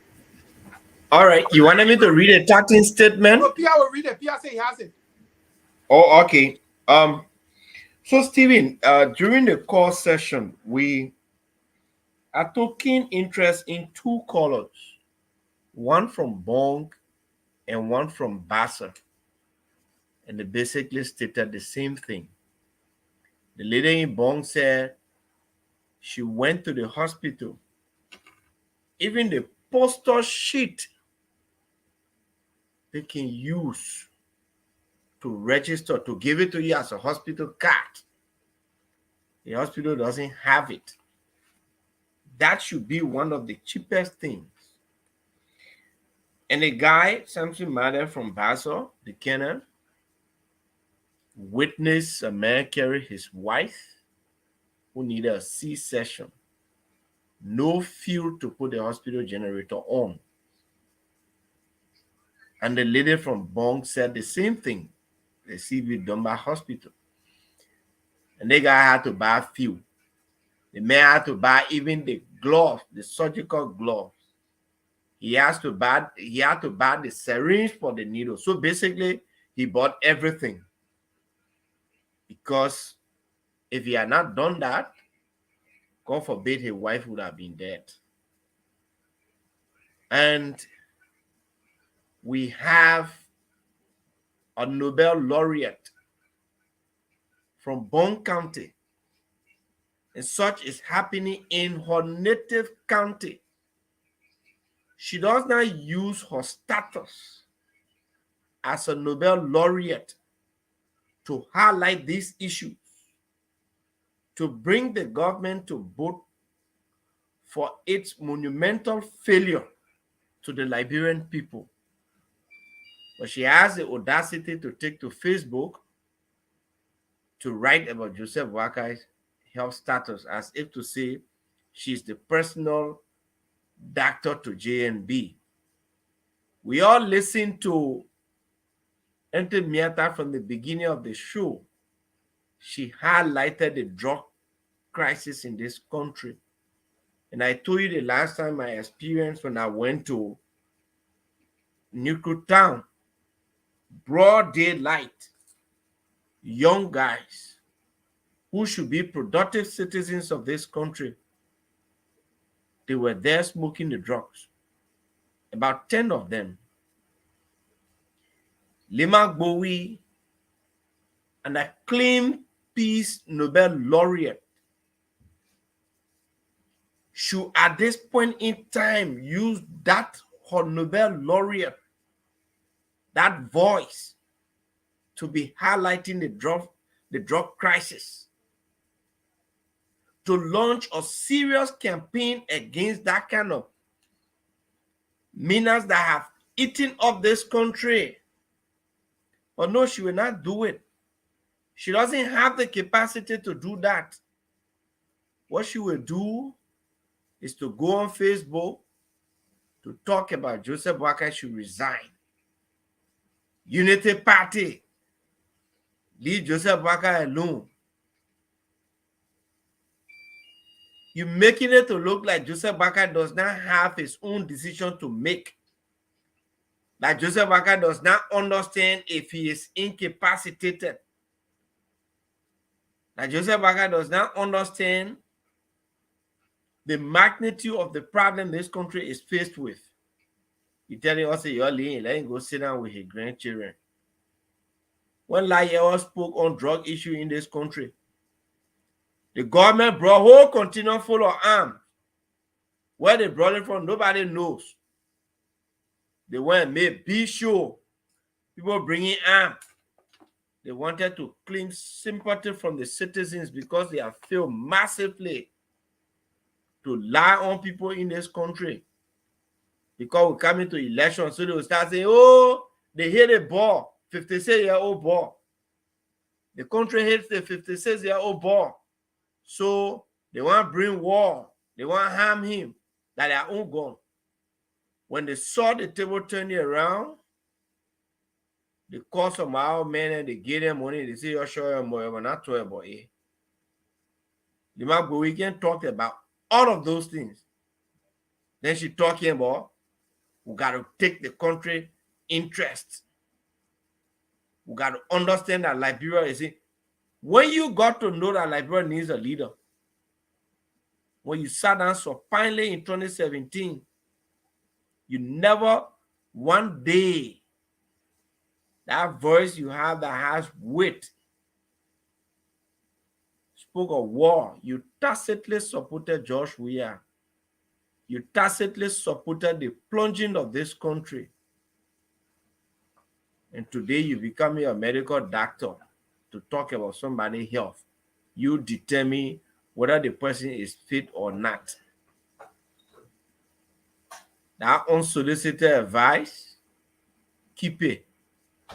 Use that your Nobel laureate voice to do better for this country. Can launch some campaign against drug trafficking, illicit drug use. Do something so that the plight the hospitals are faced with can be alleviated or curtailed. Don't come to about Joseph Boakai here, United Dato. Thank you. Good night, Stephen. Thank you, Ali. And good night to you too. Pia, take us home. So as the political season in the US is approaching 2024, Democrats are looking forward to Joe Biden to tell them whether he will run again. And not they telling Joe Biden whether Joe Biden will run. And he will be 82. That scenario is not different from Liberia. We, Unity Party, looked up to Joseph Boakai as to whether he had a desire to run again after 2017. So the real truth is, it is Joseph Boakai who told us, say, he's running.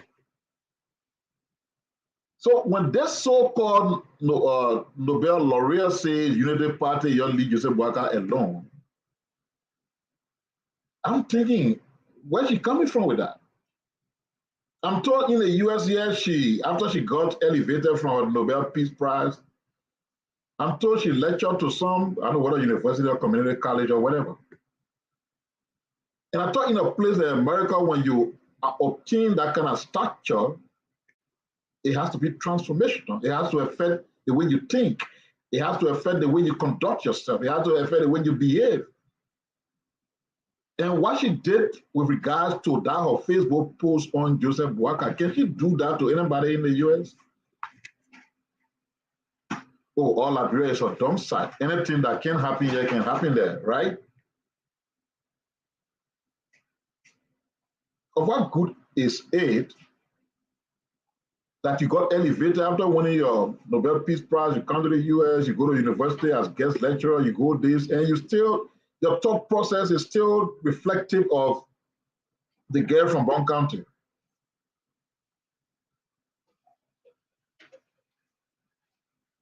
So I'll say this much on her issue and I'll be done with it. She's playing with fire. And I even remember the song that I don't know who was the artist, many of you who know about music, the response is always fire will burn you, pam, pam, pam, fire will burn you. Lima, stop playing with fire because it will burn you. So the Reverend at the Senate, this is how we every day we undermine, we who call ourselves Christians, some of us, not all of us, undermine Christianity. The powers we bring to ourselves, the fakeness of our faith. So this pastor is hungry. He doesn't even have a car. Like Mo was saying, they just took a decision. No, I'll call him. Saul Gibson. They just took a decision today to give him car. Okay. So all that power he had, when he say he's talking to God. He couldn't tell God that a human being that deserve car, deserve comfort, so God can get in cars. So he can talk to God every day. Besides, what do they even need somebody called chaplain in the Senate? Liberia is a secular state. You got people with diverse faith. You got Muslims, you got Christians, you have people of other religion. There is no state religion.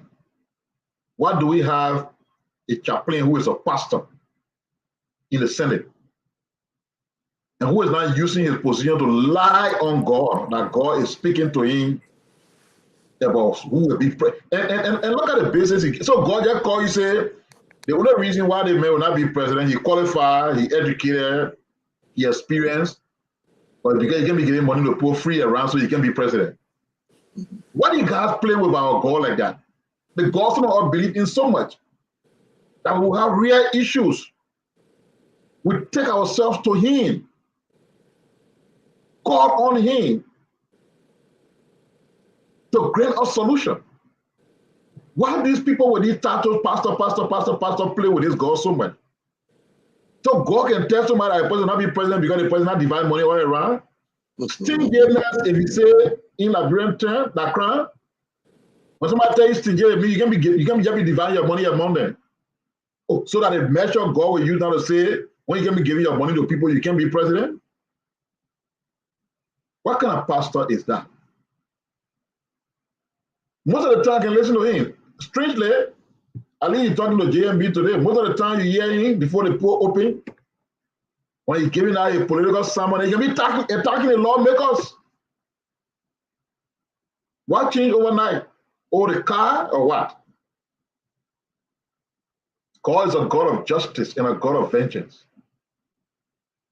He's slow, he takes his time, but he acts. Just start provoking his action on you. Just start provoking God's action on you. Let me read the 13th response to Lima Bowie. The JMB 13 is appalled by the recent statement made by Lima Bowie asking Vice President Joseph Boakai to step aside from politics due to his health and age. We find the statement to be very disingenuous, coming from a woman who is supposed to be a symbol of peace, dignity, and unity. We advise Madame Bowie to find a more dignified way to express herself without flagrant and unnecessary disrespect to the former Vice President. We would like to admonish Lima Bowie that if she would like to enter the political space in the country and position herself as a serious political actor, she should focus on the myriad of issues that the country is currently faced with instead of attacking a reputable statement to get attention and media coverage. We are well aware that Lima Bowie is doing the political bidding for a certain opposition figure whose chances of winning the presidency are close to zero. We use this medium to warn her to immediately desist from these deceptive antics that have the propensity to destroy her image. We would also like to draw the public's attention to Lima Bowie's silence on rampant killings and violence that the country has been faced with over the years under the George Weah-led government. It baffles the TAC team and many other Liberians as to why Lima has not used her voice to champion these causes, considering her claimed position as a voice of reason. Madame Bowie's attention should instead be drawn to the numerous rape cases and attacks on women in politics in the country over the past years under the Weah administration. Her silence on these attacks and the overall violence against women should be of deep concern to the world. Sadly, we hear her loudly today launching political attacks on national leaders and doing the usual politicking. Furthermore, the advocacy for war and economic crimes in Liberia could use a strong voice like Lima Bowie to strengthen its cause. As an ambassador of peace, we would like to call Madame Bowie to raise her voice on these grave issues that threaten the peace of the country instead of playing politics with the help of His Excellency Joseph Nima Bouaka. Lima Bowie should be reminded that age is not a curse for which one should be excluded from leadership. Stop. Sorry, Stevie. Excluded from leadership. But it is a source of experience and wisdom needed to govern a nation like Liberia in these critical times.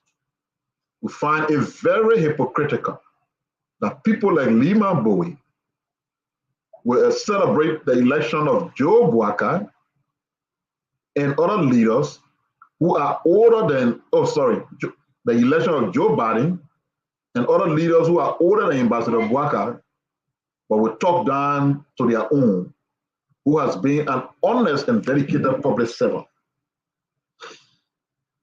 We will also like to remind Lima Bowie that Ambassador Bouaka has been the lead proponent for opposition unity. He spearheaded the formation of the CPP and has been the voice of reason within the opposition community. Should Madame Bowie want to join these efforts to unite opposition, we suggest she comes out and states of political interest and intentions. Our country is reeling the backlashes of bad governance, and it is at the brink of being a pariah under this government. We need serious leadership and not the usual politics to free the country from this kleptocratic regime. His Excellency Joseph Bouaka will deliver this change, and we welcome Madame Lima Bowie to join ranks in the quest to save our country. Tilia Yure, National Chairperson. Thank you, Pierre. Powerful statement there by the tag team. On that note, guys, we've come to the end of another edition of the program, The Class Reloaded. I've been your usual host, Stephen Johnson. Let me say thanks to our panelists, Mo Ali, Geraldine Pia, George Lobo, Pastor Wendell Moore, Michelle Duport, and of course our own Ente Miata. I'd like to say thanks to all of our callers who called and made their contributions. Thanks to all of our folks in the comment section for their participation. Thanks to all of those who listening to the show via radio. I would like to say thanks to Bourgeois Radio FM 98.1 in Monserrato, Premier FM 98.1 in Bourgeois has been on for three shows running now, so don't just think follow what happened. They said they're having technical issues. Radio Tupa FM 89.1 in Grand Bassa, Voice of Lofa FM 99.3 in Vonjima, Lofa County, Radio Joy Africa FM 97.5 in Margibi, and of course, Voice of Compa FM 106.5 all the way there in Compa City, Lima County. It has been a wonderful show. I'd like to thank you all. See you guys. Please when we leave the show, please send Duport's number to Howard Meska. She's asking for it. I think she said she want to connect with him directly. Okay. Howard Meska, she just today, and I asked for it before. Duport, were we on air on Premium? Yeah. Duport, we're on. We're not hearing you. Were we on air? Yes, you put me on air, sense. As you can see, I'm in this. In the studio. Okay, good. Thank you, Duport, and thanks to everybody. We're friends. Text me on Facebook, okay? Who? We're friends on Facebook. Yeah, Duport, you make sure you send your number to Howard. Let her name the Howard Meska. That's my home down there, so. Yeah. All right, guys. So if they want to join us, we'll follow you. Mama, definitely let me get ready. We'll deal with Liman better than you. I think you've been so nice. We'll take care of Liman on this side. I see you. Okay, guys. Have a good day.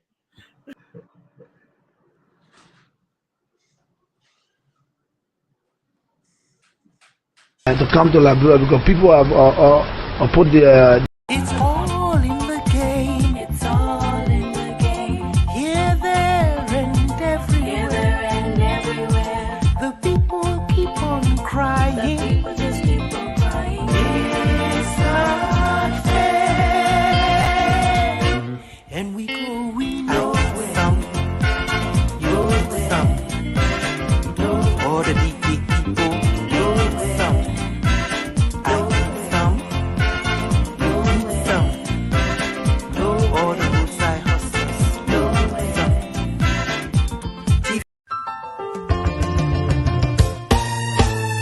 My people, where you at? Where you at? Wake up from your slumber, stop sleeping. Whip your hands, whip your hands, whip your hands, whip your. Come on, come on, come on. I know you're sleeping now. You gotta whip us some more, yeah? Okay, let's go. The